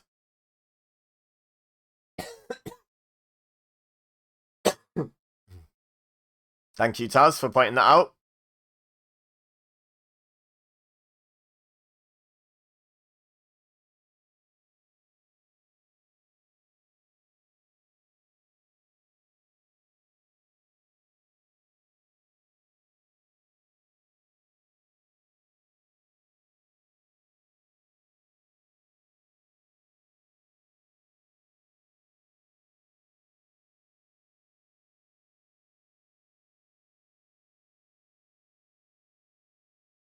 No knock on Brian Hebner doing his job wrong, says Taz.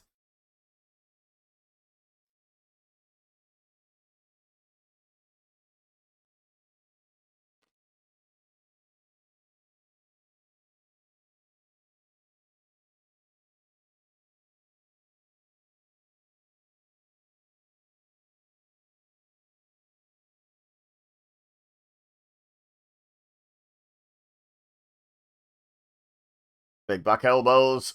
Hey up, we're gonna see a moonsault. Why not, eh? Why not?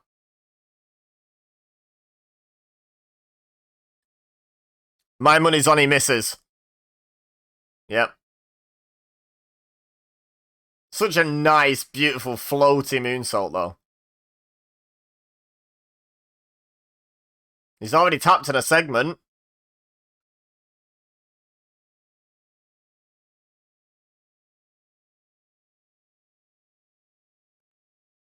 I think he's not now that Taz has said it.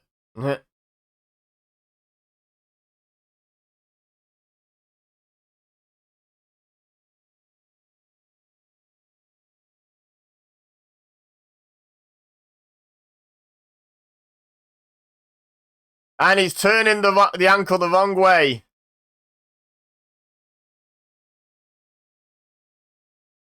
Oh, yeah, it looks nasty though, doesn't it?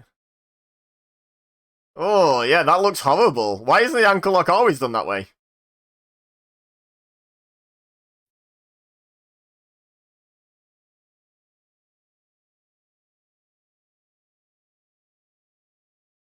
Oh, okay. Not sure how much I believe that, but...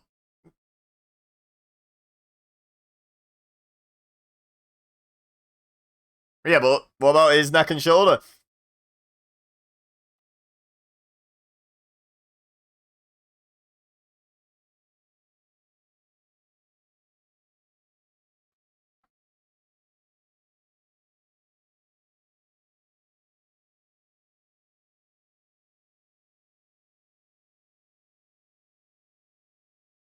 Many crossfaces.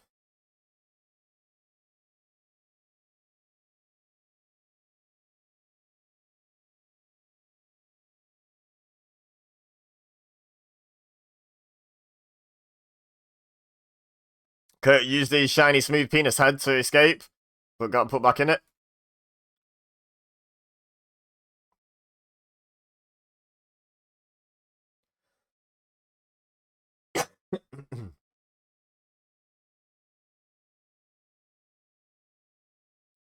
Okay.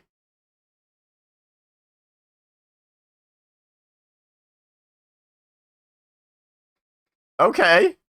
That was not bad at all.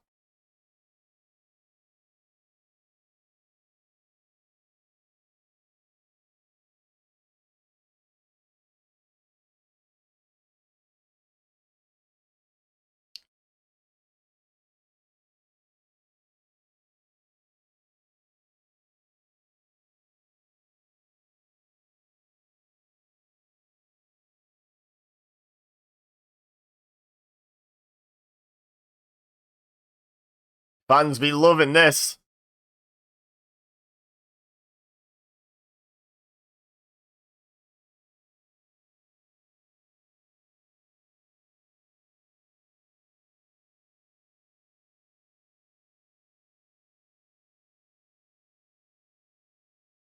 Oh, we're having a...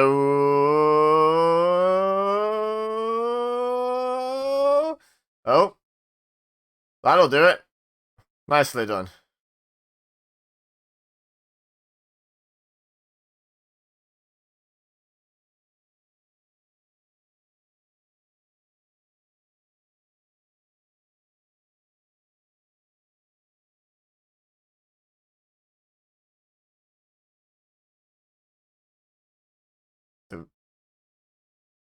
Oh, is that the first time you ever used that?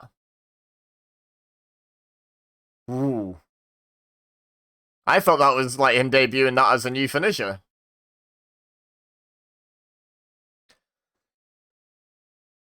Didn't he end up calling that like the rude bomb or something?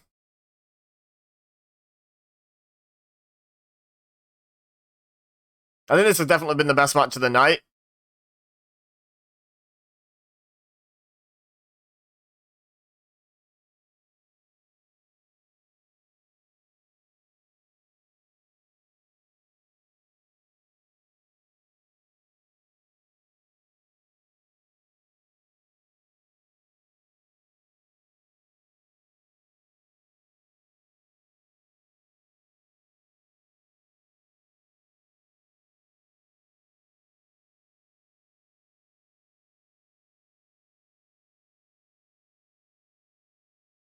There we go, Grapevine, and he's gonna tap, right?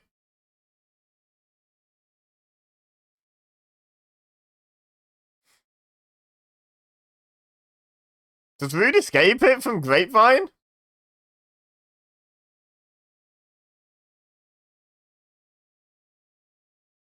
Look at the referee getting in the shot.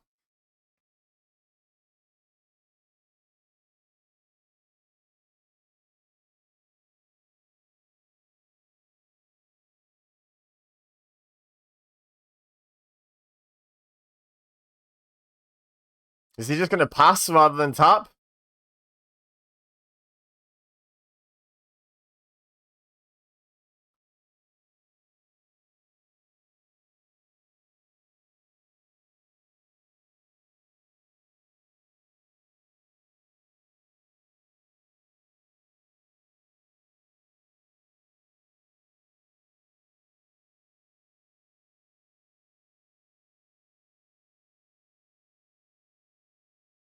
What the hell was that? That was a weird...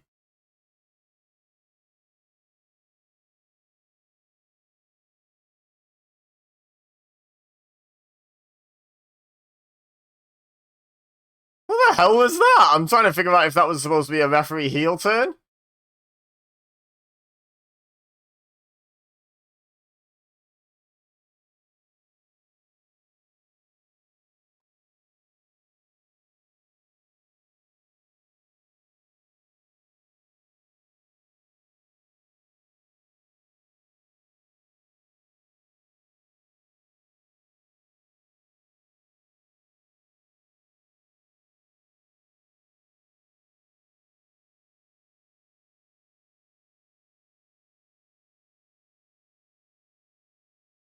Avalanche angle slam.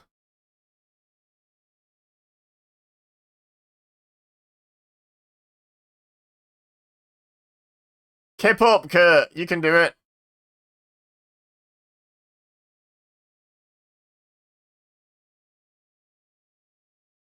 His nose, that must be so uncomfortable. He's just committing to it, lying there like that.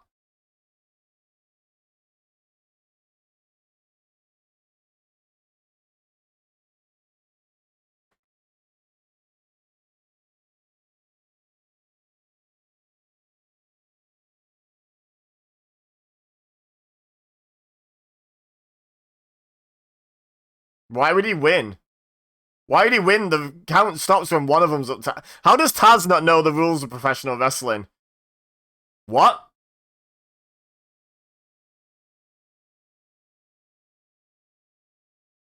Okay.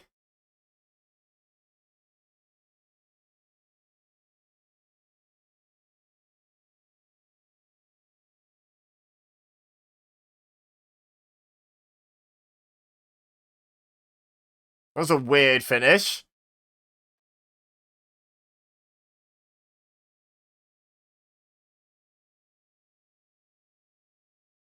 The referee does not seem that concerned, if I'm being honest. Like to see some concern out the referee, please. Not only did you break the ankle lock yourself, but now you're just not even... Look at that, checking on Bobby Roode!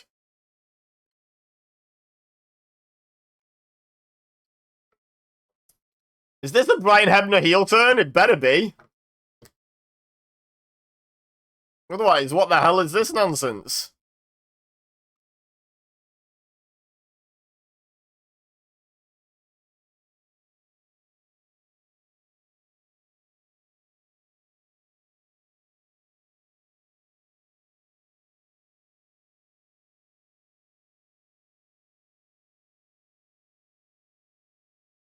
That guy in the crowd also signaling like, yeah, over here.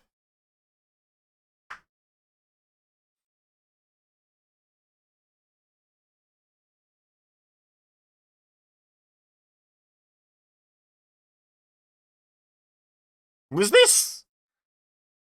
I hope this is a work. I hope this is fake, because the referee did not check on angle. Like, if this is shoot worrying, and they just called an audible and had Rude pin him.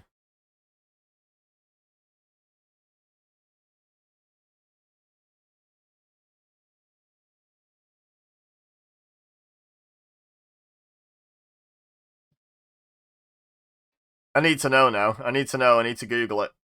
Google machine.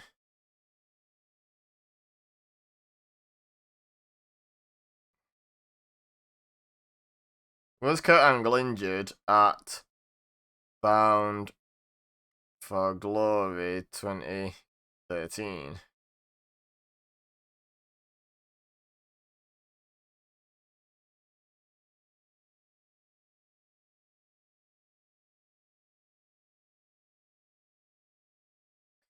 Bound for Glory injury update.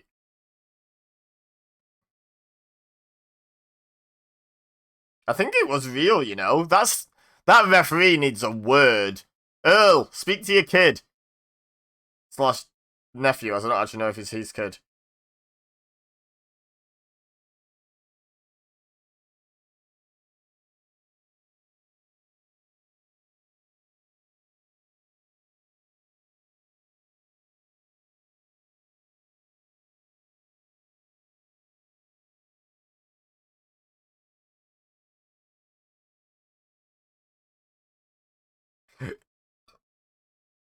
I can't find anything.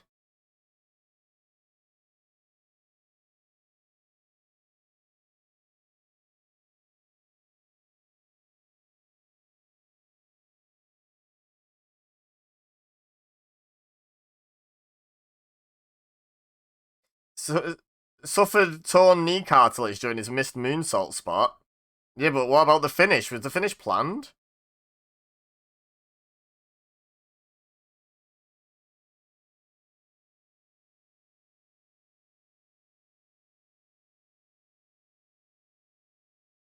I can't figure out if this is work or shoot. I've no idea. This man won the Olympics with a broken freaking neck, ladies and gentlemen. This could be he was that... Oh, hello. He was that injured and just still decided to get on his feet.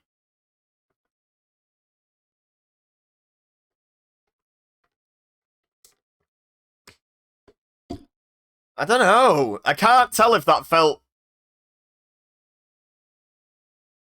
Did that feel... It felt real, but the way the referee dealt with it didn't. And I don't think Brian Hebner was new, inexperienced at that point. I don't think it's like it was a mistake you'd expect of him.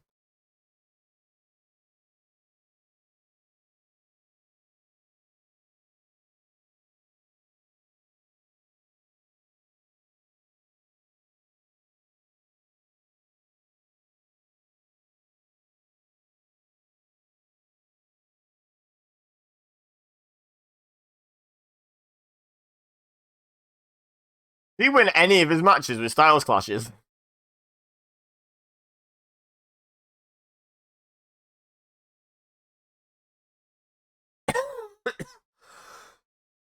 Excuse me again.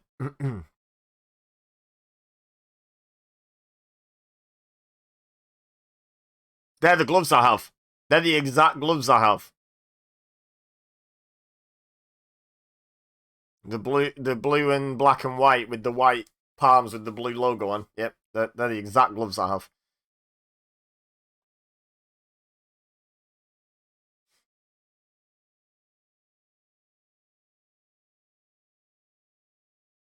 So we've got just over an hour left. We've got a Bully Ray speech. Is it just going to be the main event, or is there something else?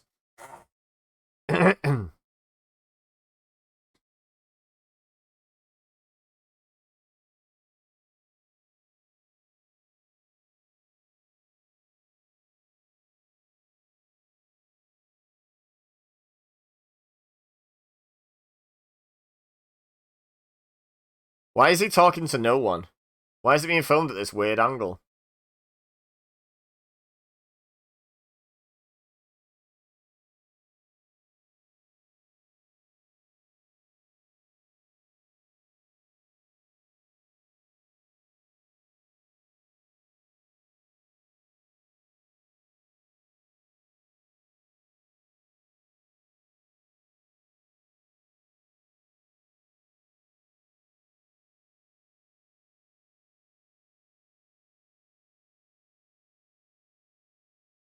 Alright, Liverpool Football Club. So what, did the other Aces and Eights just not show up for the show or something?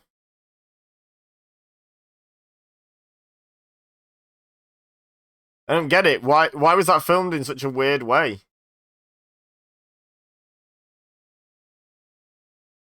Oh no, we've got EC3. Wow, nicely timed.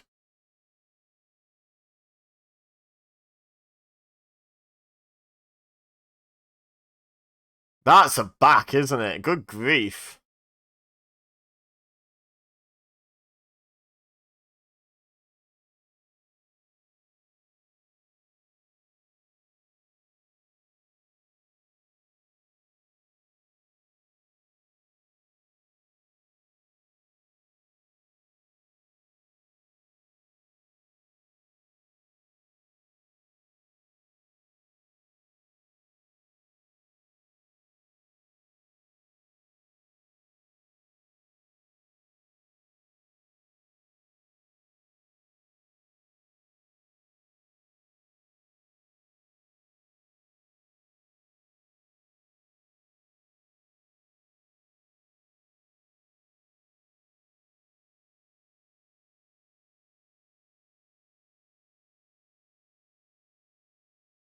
This turned into something way bigger than I think they even anticipated.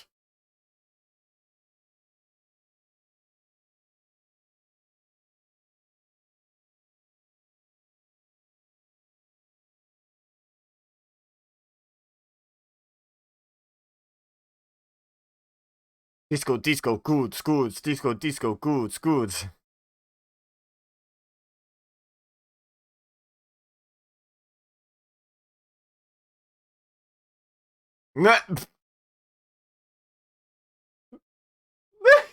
Excuse me? That's a great reaction.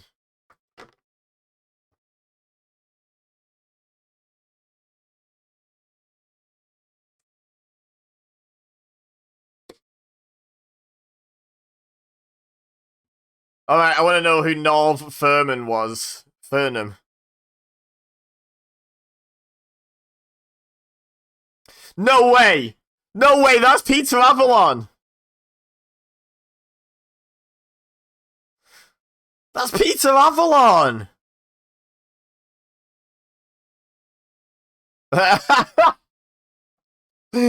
Wow, yeah, he's skinny there. Last time I saw legs like that, they were hanging out of a nest. My god.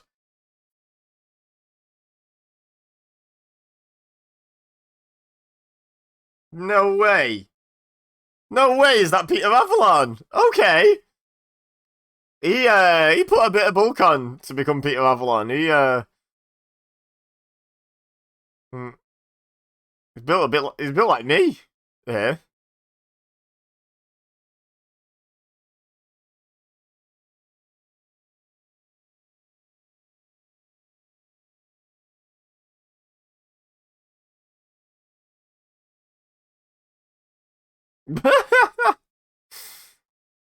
Quick ad break. I'll do a little bit of play-by-play just to make sure we're in time. I should have been doing this every ad break, to be honest. But at least I've thought of it now, eh? A little ad break, non-ad break, because I didn't get any ads, obviously. Okay, they tie up. It goes for the arm. Goes under, rings it. Wrenches it. Oh, Norv reverses it. Goes for the arm. Goes under again. And under again. And right forearm.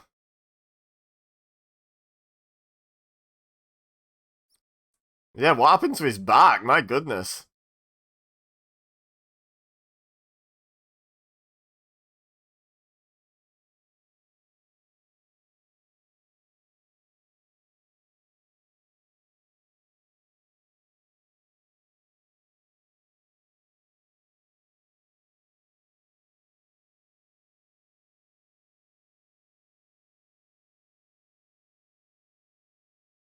Oh, big suplex.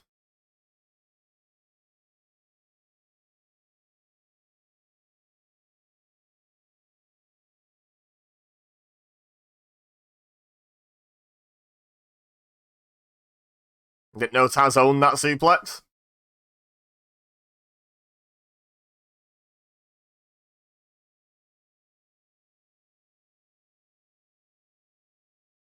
He doesn't even look now. Even now, I know it's Peter Avalon. He doesn't look that much like him. That I'm like, oh yeah, so it is. It looks so different these days. That's wild.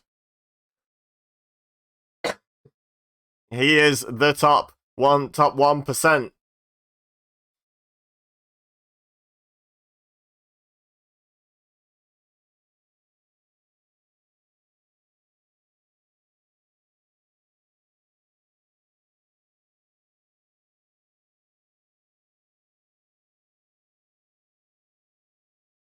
Got him with a crossbody. This is weird. Like they're trying to make a megastar. They're doing this Mickey Mouse. You've got an idiot like jobber opponent routine. Oof. Oh. But then they give the guy some offense. Like I don't know. I get it, but I don't. I don't think he should have had that much offense.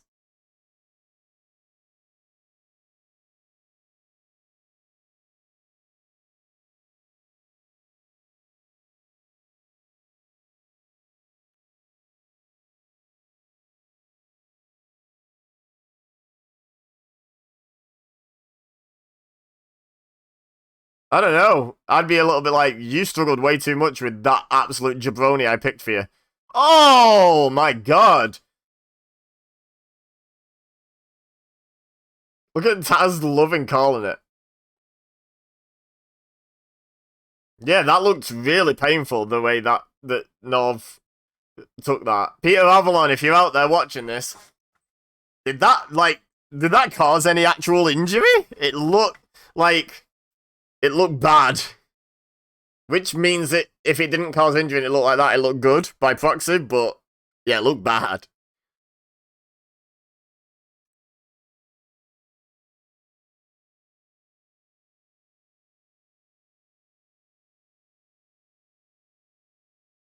In all of my... Okay, I'll try to. In all of my tweets. Oh! Wait, we've got another main event level match. Oh, okay.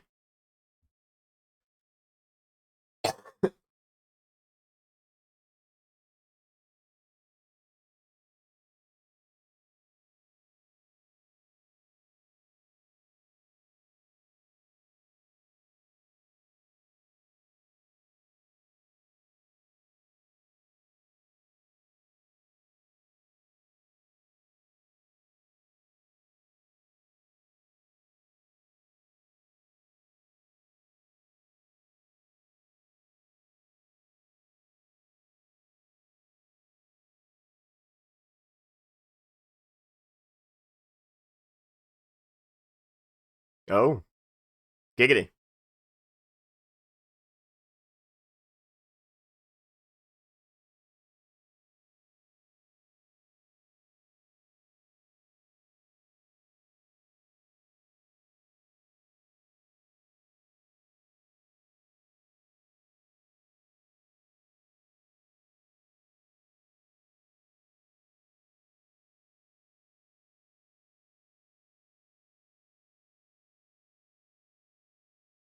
And I will not leave until I'm satisfied.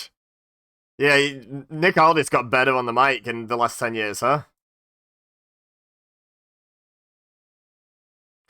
That felt a bit, it was all at pretty much the same level of intensity throughout. And quite cookie cutter.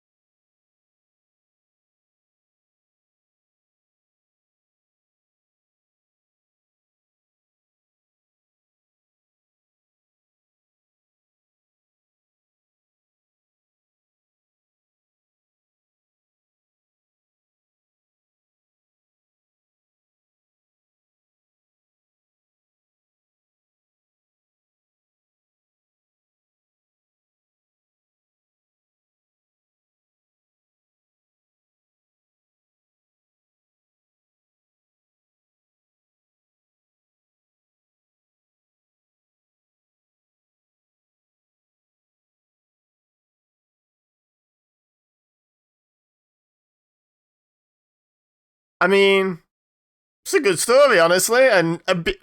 You know what I just said? I take it back. His frustration came across well in those segments for me.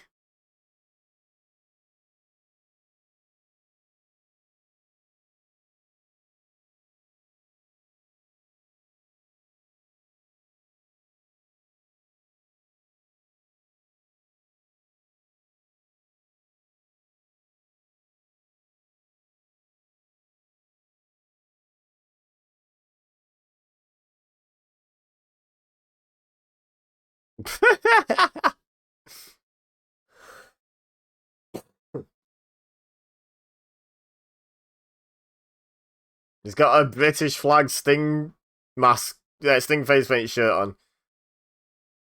I guess in solidarity with Magnus, but weird choice for when you're at home. I suppose you get cheered no matter what flag you put on your chest, to be honest, unless it was like, I don't know, what year was this, 2013? Are we still at war with Iraq? I don't know. Something like that. Nazi flag? That might have got you booed. Other than that, though, I think Sting would have got cheered with pretty much any flag on his chest.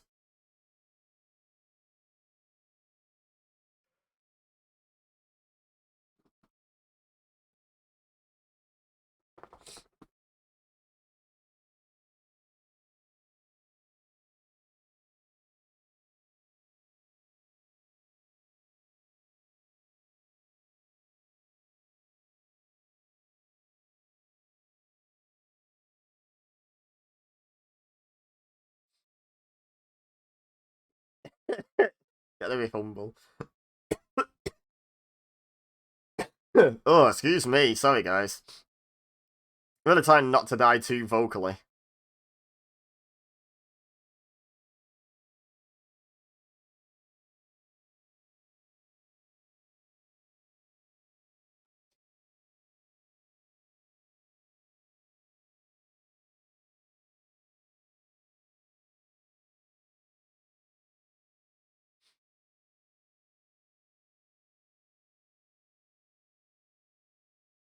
Well, I don't think these two are having a 45-minute draw based on how long's left on this show.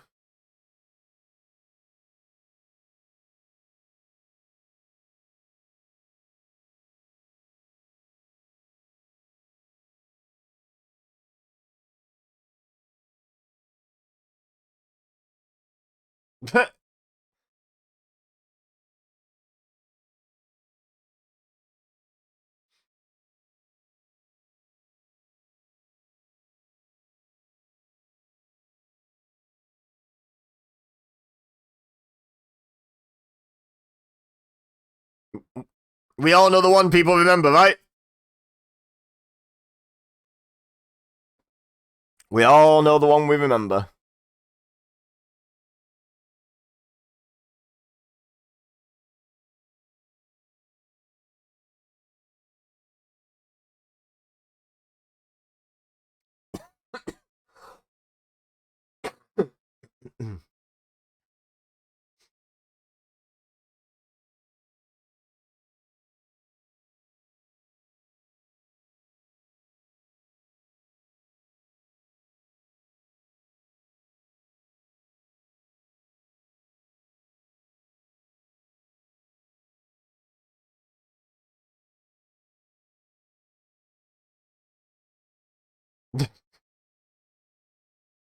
God, I hate how close to Taz I am on commentary sometimes. I've made that exact joke, I'm pretty sure, before on EBEZASimsgames. Probably even here as well. Well, there's a bit of there's a bit of snidity to that, isn't there? Oh!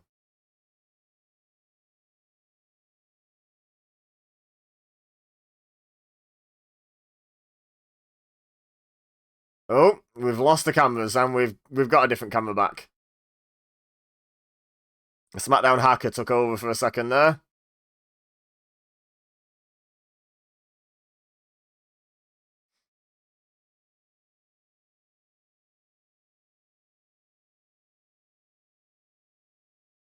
So he's only 36 now, my goodness.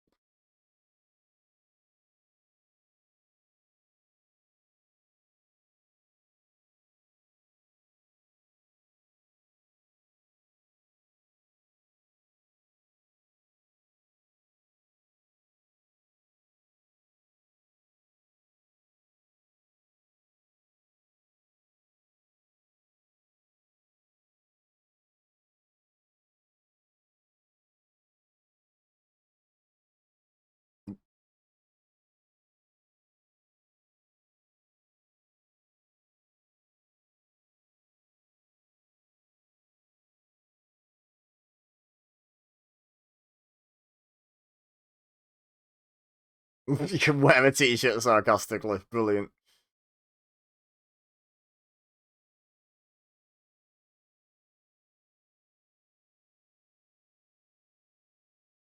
Come along a long way in the in-ring department as well, hasn't he?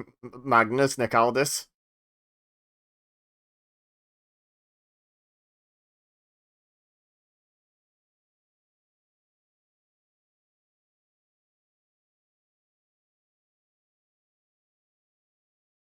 Nope.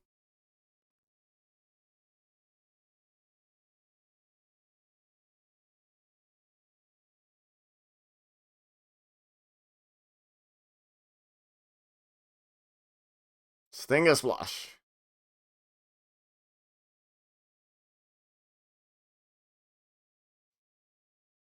And it would be a really interesting story beat if Sting actually just beat him relatively quickly. That would have actually been a really interesting way to take the story. I don't think that's what they're going to do. But yeah, imagine if Magnus couldn't get out of this and like had to tap, and then that led to a few like more frustration from him and a heel turn. I just love my heel turns. Can you tell? Turn everyone heel all the time.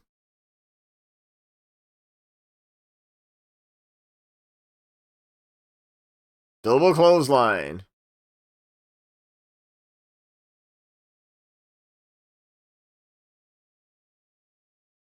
What a collision on a Saturday night. Although it's not.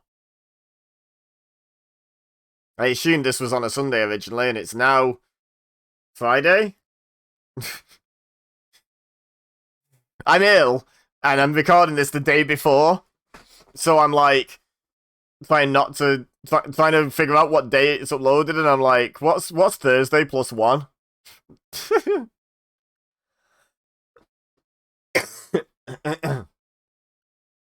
That was quite Sting-esque, except supposed to do it out of a suplex or something. Stinger Splash? Yep. Rubbish Stinger Splash. You got no air at all.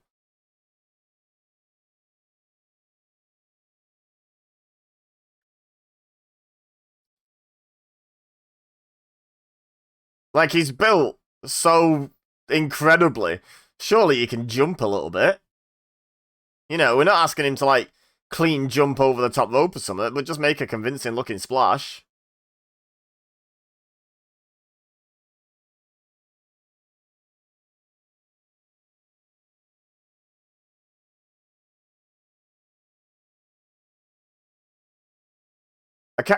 I don't know what, like, one or two guys are chanting, we want something, and then everyone else is chanting, no, we don't, and I don't know what it is that they're chanting for.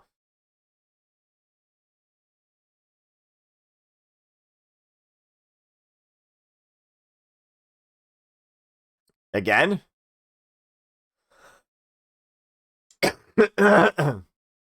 Hmm. He didn't seem super keen on applying that.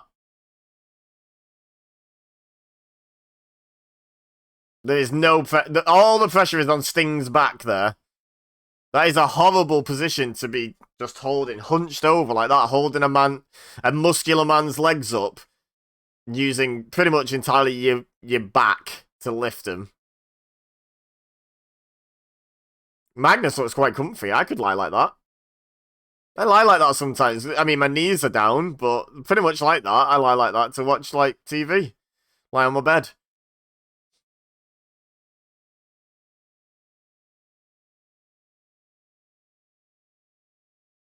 He's gonna move. He's gotta move, surely. Oh, no, he uppercuts him. I mean, technically he moved, I guess, but I think the implication from what I said was out of the way. Scorpion Death Drop.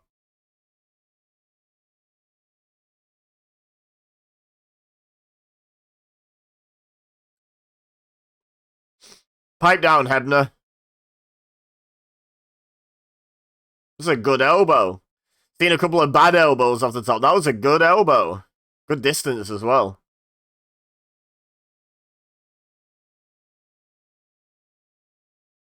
Oh, three. Just hook three.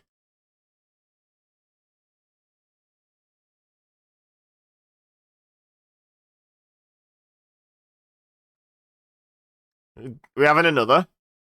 I feel like he moves this time, Magnus. I feel like you've never watched a wrestling match before in your life if you think it's going to work twice. If only just. My goodness. Leave it a bit late, Sting.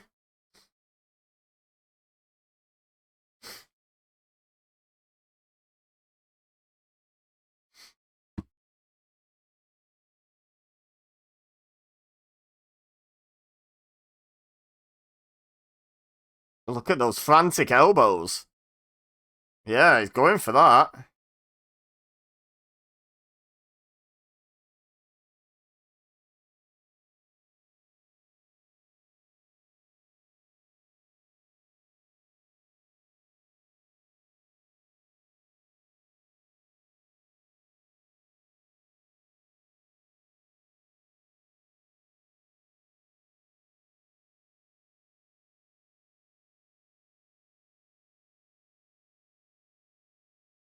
Come on, Magnus.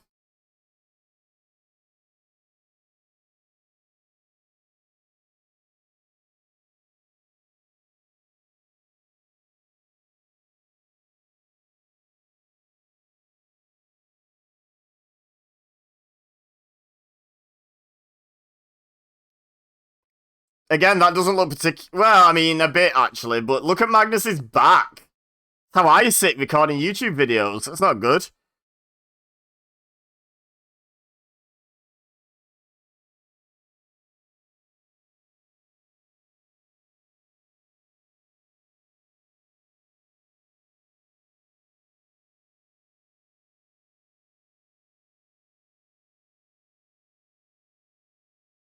Wow, he tapped. I did not think that was going to be the end. It's a weird match. Did that do that many favors for Magnus? I don't really think it did.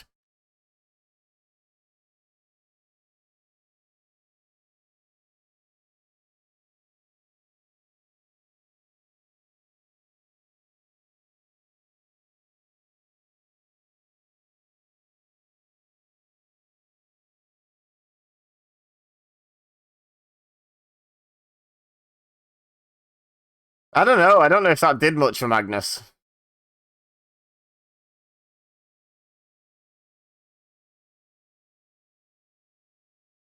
Just ignored Sting. Interesting little details. Walked straight past him to celebrate. Did he get spanked? What happened to his butt? He's got a big old bruise slash print on his butt. Still ignoring Sting.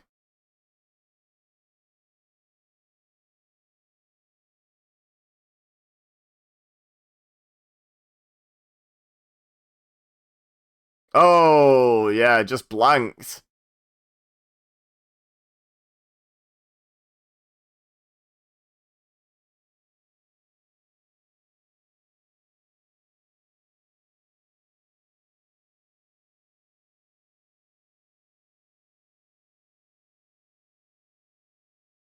Okay.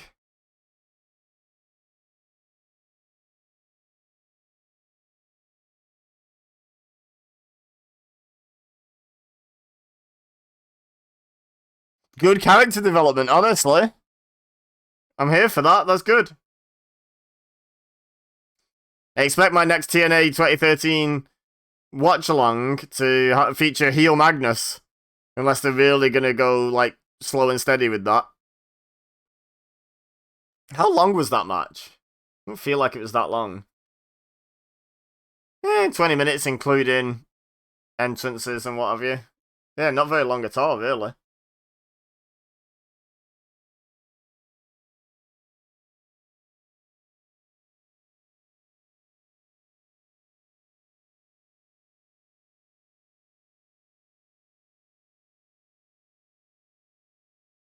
That music's more like it than that hillbilly nonsense he had at first.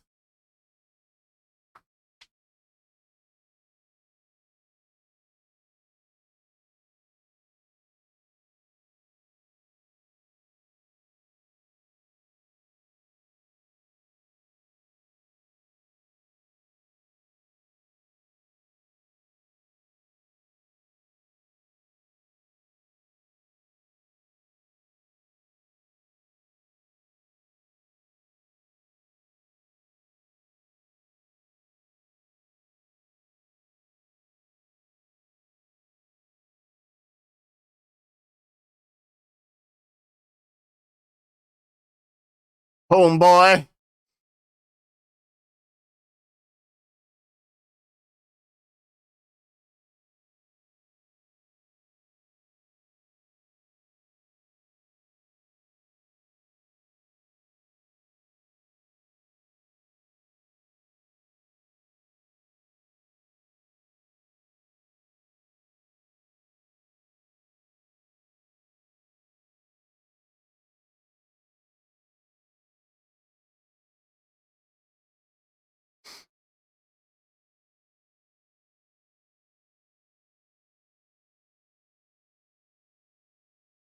Why are we, like, 2.5 years away from AJ's debut in WWE? Yeah, it probably didn't last much longer than this, to be honest. Because he had a whole New Japan run in there.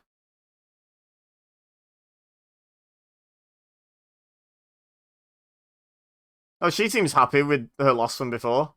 She seems over it.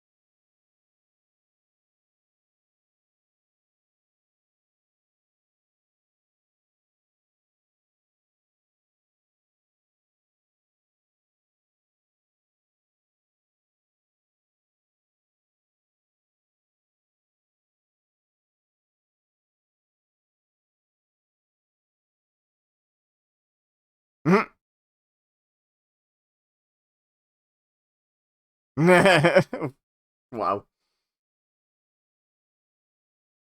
Oh, Wendy.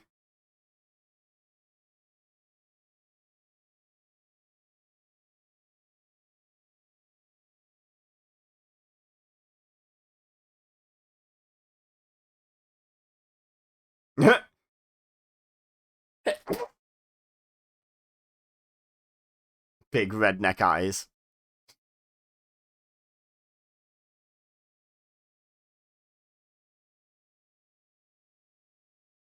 Yep.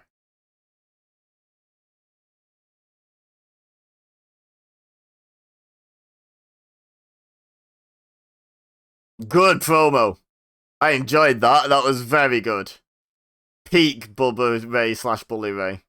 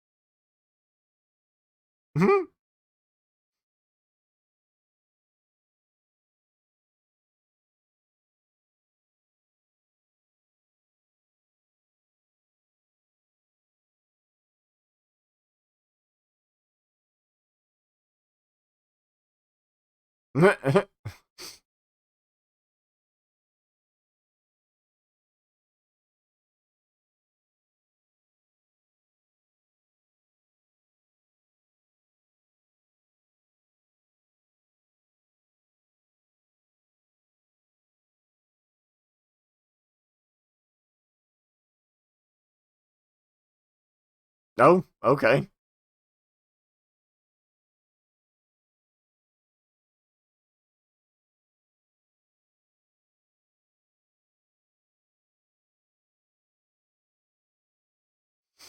Good build by the looks of it.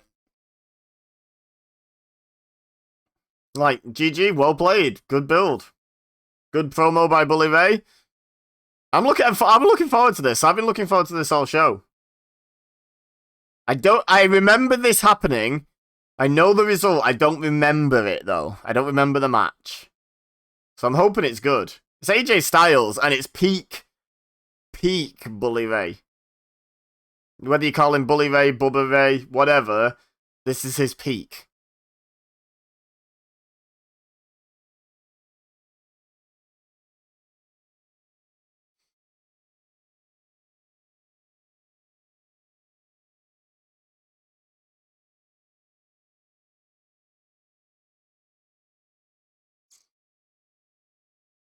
Okay.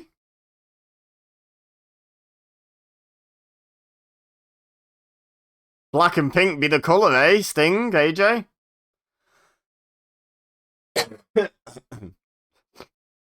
This is kind of like his Crow AJ, isn't it, in a way?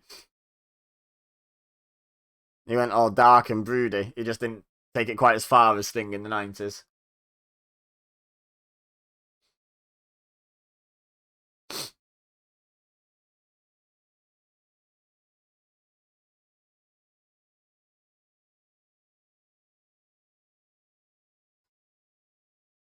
But yeah, this should be a hell of a match. I'm hoping. I'm very much hoping.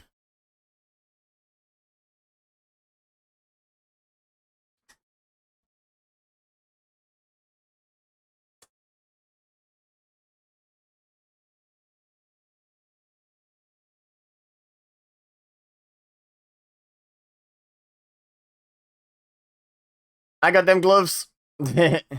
He could have at least got pink gloves. Black and pink gloves.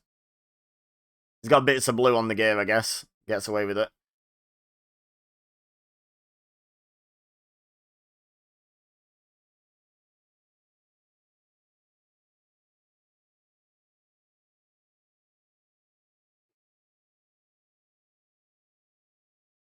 Basically the Summer of Punk, isn't it? But done done with a very different talent and done very differently as a result of it.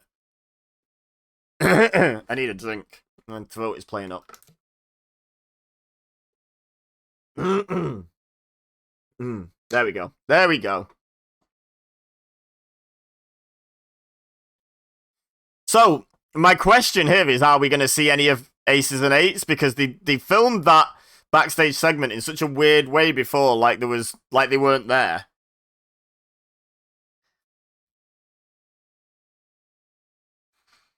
So my question is, if Aces and Eights aren't there, why not? If they are there, why did they film that segment as they did?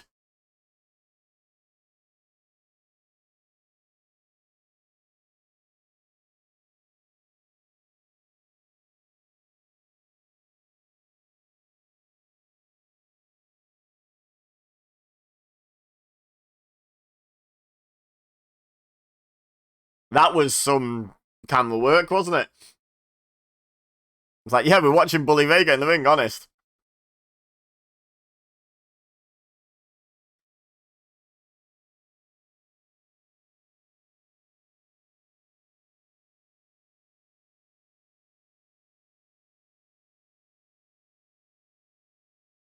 This does feel big. It's like they're not using a Kurt Angle, a Sting, an ex WWE World Champion kind of level guy.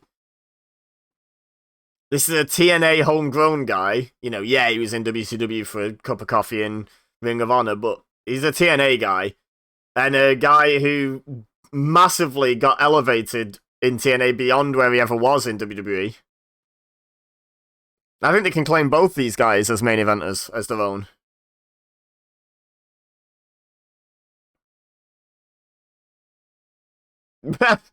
Earl's face. Booing Earl Hebner. Booing Earl Hebner like it's Montreal.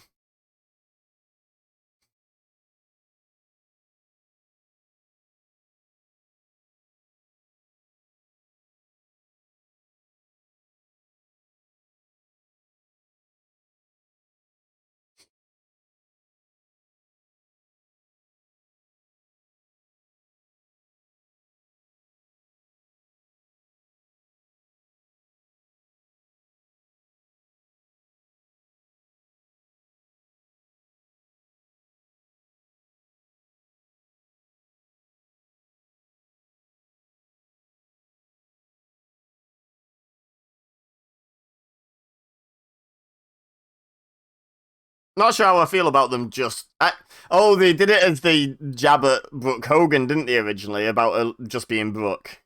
Because he was with Brooke Hogan and then ditched her for Brooke Tessmacher and just called her Brooke, I guess, to be like, look, I got the best Brooke. I guess. I don't know if I love it as a long-term thing. Brooke just feels awkward.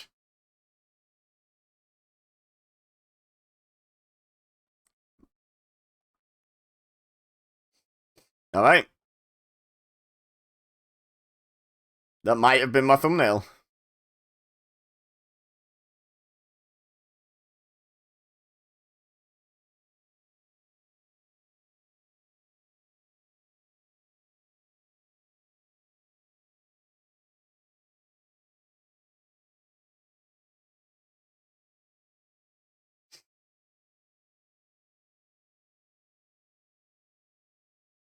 Are the ribbons on his tights to do with, like, it was Pink's breast cancer awareness, isn't it? The ribbons are like cancer awareness, usually, as a symbol. Or had he just, like, adopted ribbons as his own logo? Because I saw it on his...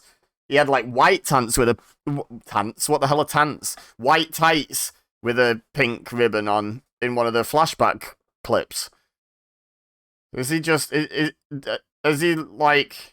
Was that a thing and I don't remember him using a ribbon as a logo? Or is it... Is it like a breast cancer thing?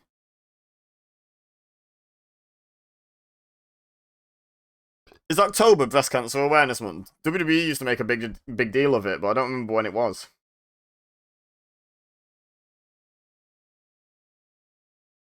Breast Cancer Awareness Month. October. Yeah, okay. October 20th is Wear It Pink Day. That's today. Okay. Right, makes sense. Cool, good guy AJ. The Earth's round like, but good guy AJ. Ooh, Scoopy Slam.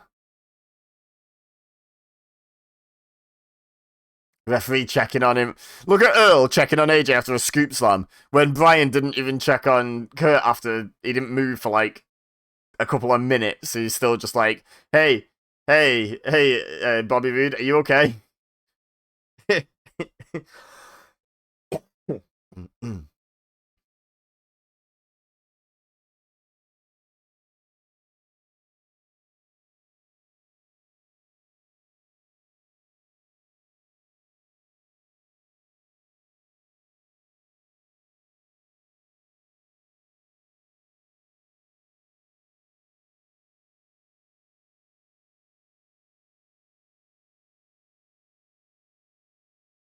Wrestling with a sleeveless leather jacket and a massive chain on around his neck.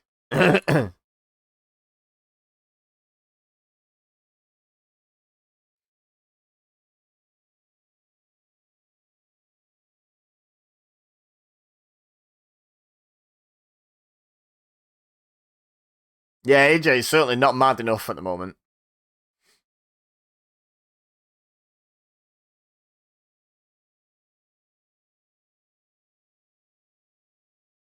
Ooh, ooh.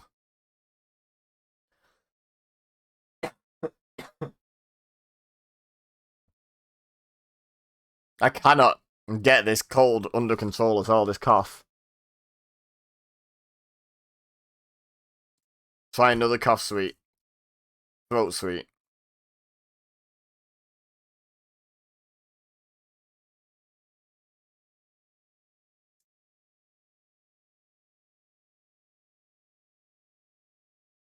Two years.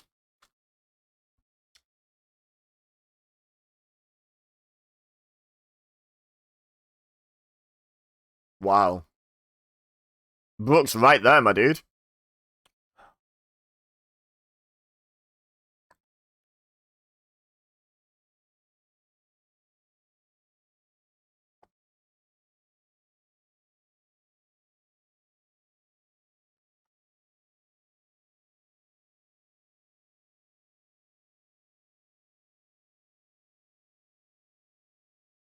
You should have done shut up, dude.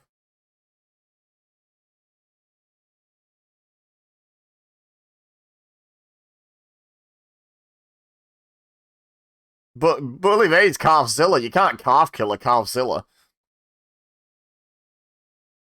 Yeah, there we go. Thank you, Taz.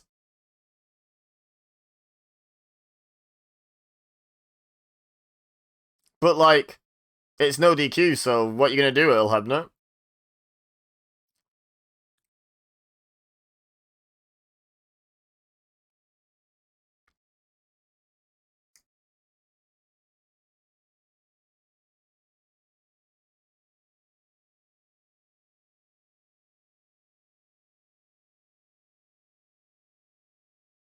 Bully Ray shouting to Taz. Can't help but think of Taz! My balls! Iconic moment.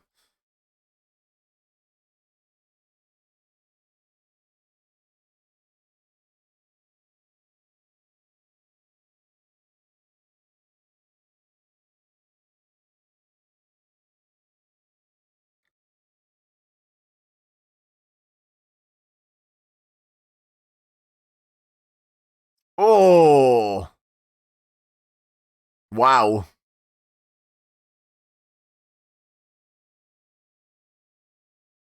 It was pretty loud. It was pretty loud.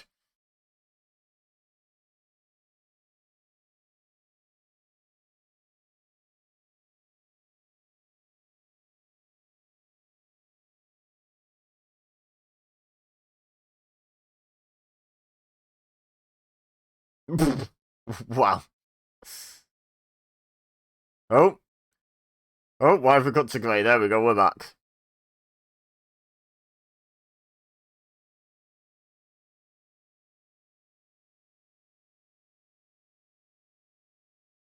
Man, Brooke really took losing earlier in the night well. She's having a great time for someone who just lost a women's title match earlier. That guy is not impressed in the front row. Like, how very dare you?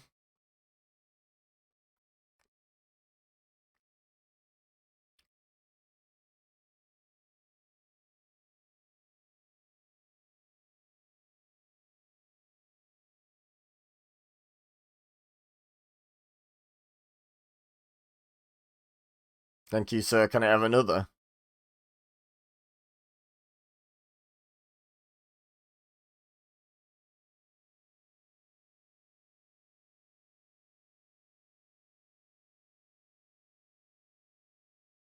My goodness.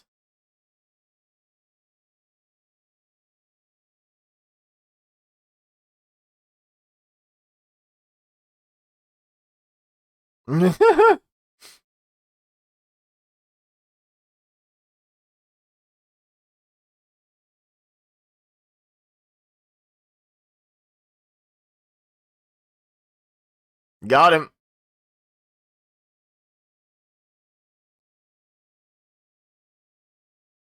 No, oh, that was a no-no word, AJ.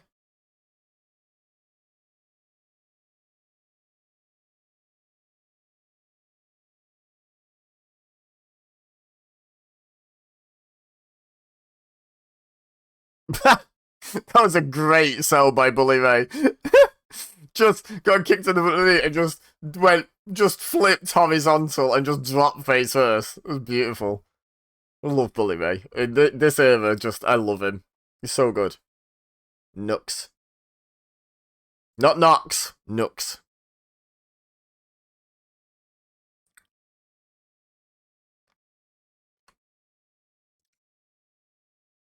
Kick him in the balls. Never mind.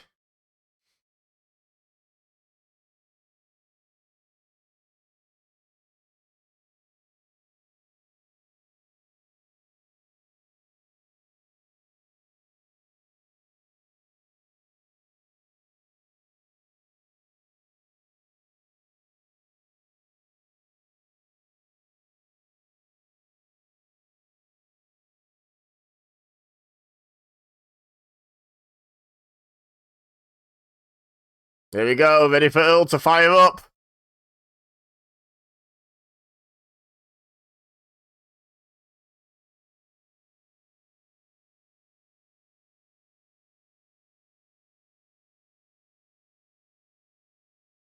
Oh. And that's Nooks wiped out by a single clothesline. Probably for about 15 minutes.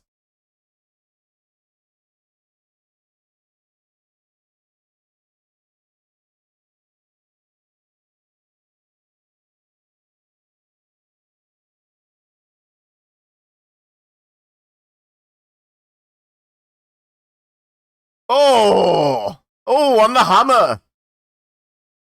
Oh! That wasn't part of the plan, I don't think. Watch where he lands. Oh! Does his elbow hit it? Oh, no. No, no, no, no, no. Yeah, Nasty's right.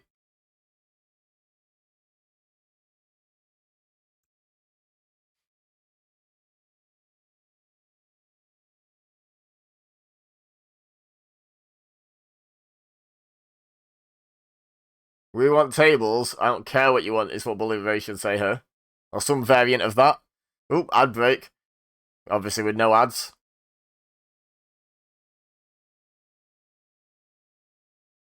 Okay, let's do a bit of play-by-play.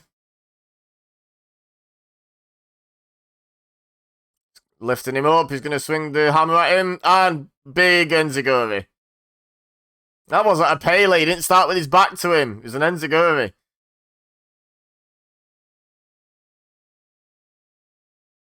Oh, that timekeeper being like, I'm going to remove my hammer from this situation. Grabs him. Do it. Hitman him.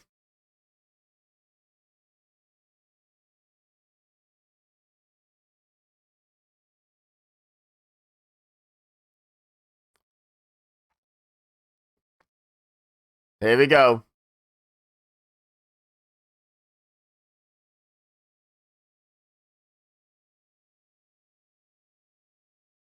Is AJ going to springboard? Springboard! Oh my god, you absolute head case, AJ Styles. That was incredible. What an absolute nutter.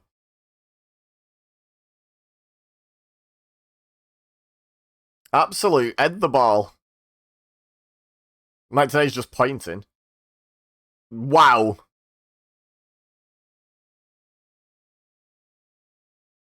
Jesus. Like, fair play. That's a hell of a bump to take.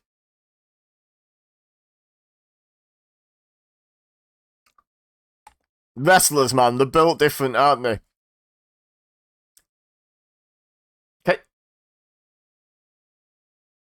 Can someone can someone name any other occupation where a person would willingly do that to themselves? Like, you know, wrestlers are just built different, my dude. Like, just wild.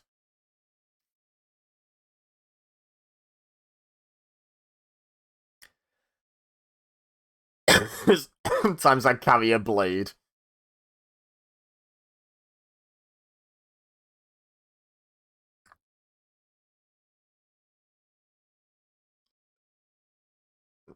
I mean, I'm not sure how much I admire that talent, but that's a talent. I'm just gonna say I can't do that. I'm not gonna test it and find out. I'm just gonna say I can't do it.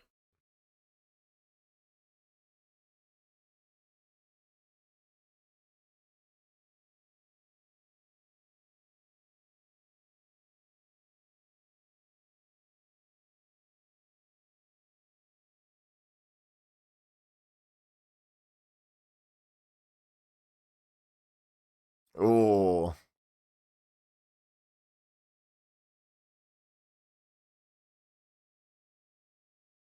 I mean, technically, even in a regular match, you can't disqualify someone for that, can you? Like, is that technically illegal?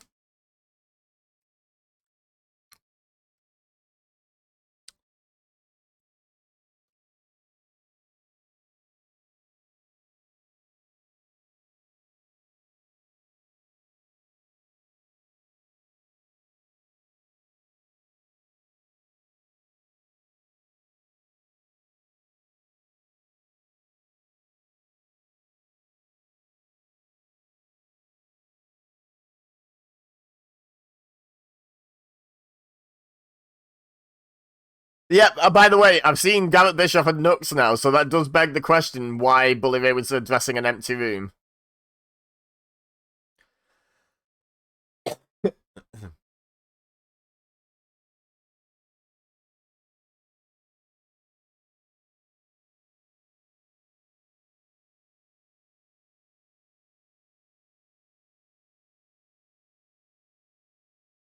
Oh.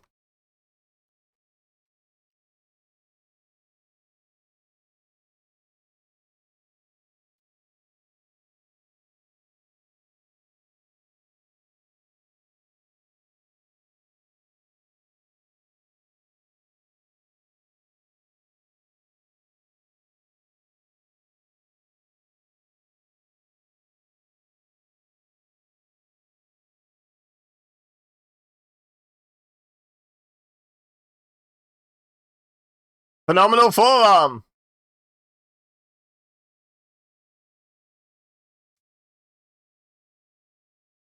Before that was his finisher, eh?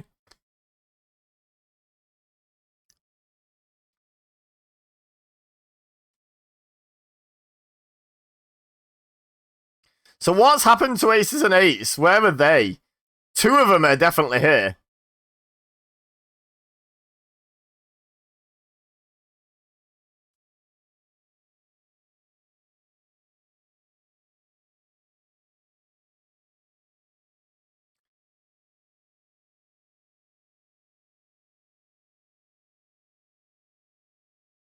That was about a 150 count.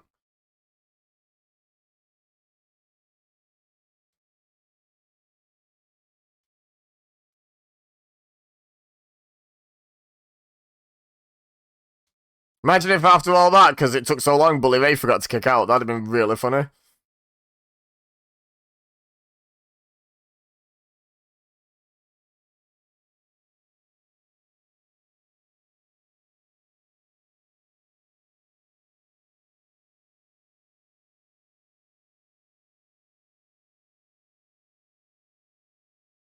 Yeah, but like we've had two members of Ace and Eights out here. Bully Ray's struggling. Where are they? It's no DQ. They can just come back out. They could have just stayed out here for goodness sake. Like I know they're trying to tell a story, but like logically, it doesn't really make any sense. The story.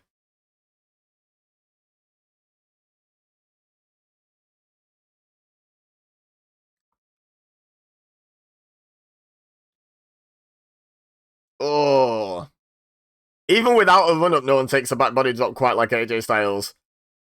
He's still got that like unique back arch on his way over, even though it wasn't a running jump.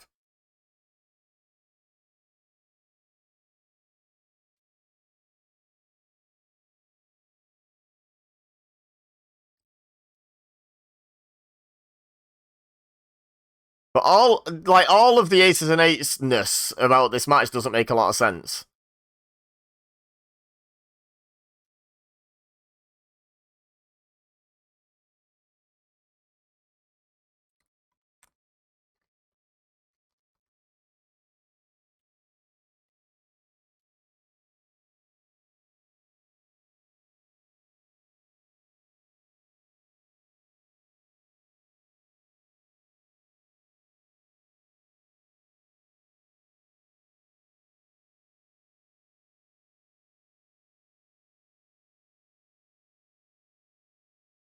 I feel like the kiss blow was a reference, right? Surely. But just used in a different way. Again, the similarities of the story.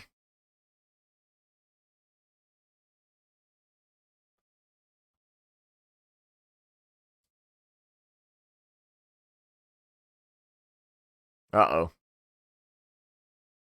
Oh! Oh!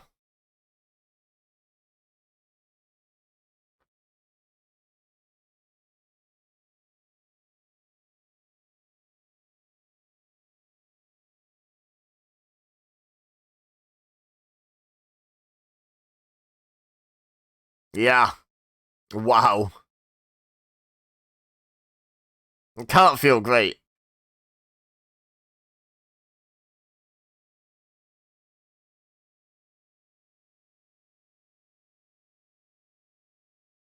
He's not even on the boards.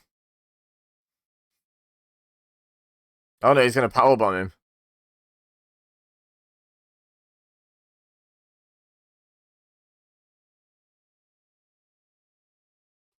Spiral tap?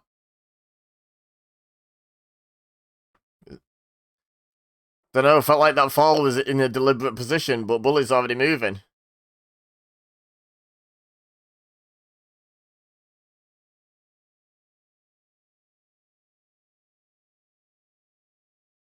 I think he got his hands up. That wasn't too cringe-worthy. Still don't love the chair shots to the head, but at least that wasn't, like, unprotected. A horrible shot. It was pretty tame as well. It didn't make a massive noise. Like, I don't love seeing chair shots to the head at all, but my god, there's been worse ones in these past event watch-alongs, hasn't there?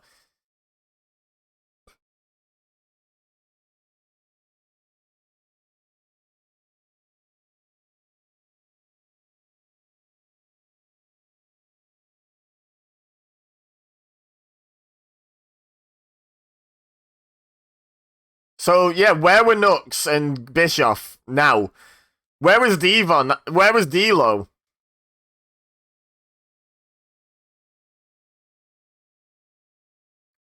So many questions. Like, match was good, don't get me wrong. Like, maybe a little bit too much Dixie for my liking in this Bully Ray versus AJ match, but you know. But where are Nux and Garrett Bischoff? They are both provably here, and they just didn't help Bully Ray at all. Surely you could see he was in a spot of trouble after he got hit in the face with a chair.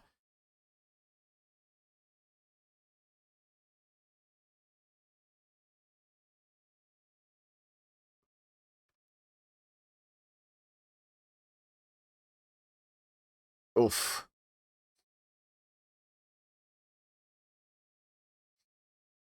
Like, Nux is apparently still recovering from that one clothesline he took. Garrett Bischoff is still recovering from being chased once.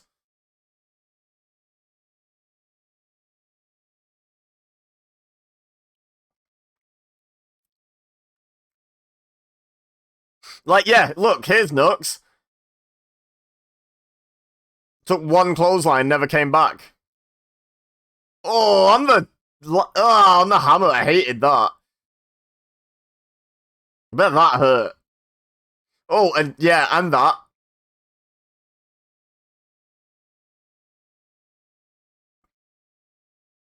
Like, my goodness. I don't remember how much longer AJ Styles lasted, but I don't think you can accuse him of phoning it in his last few weeks or months, can you? Like, my goodness. I would imagine he was probably in New Japan by Wrestle Kingdom, which is January. I imagine he did a solid 2 years there.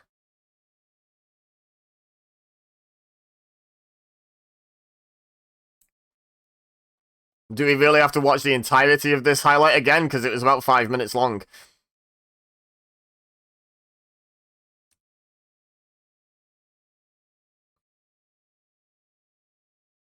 Where were the rest of Aces and Eights? Obviously not there.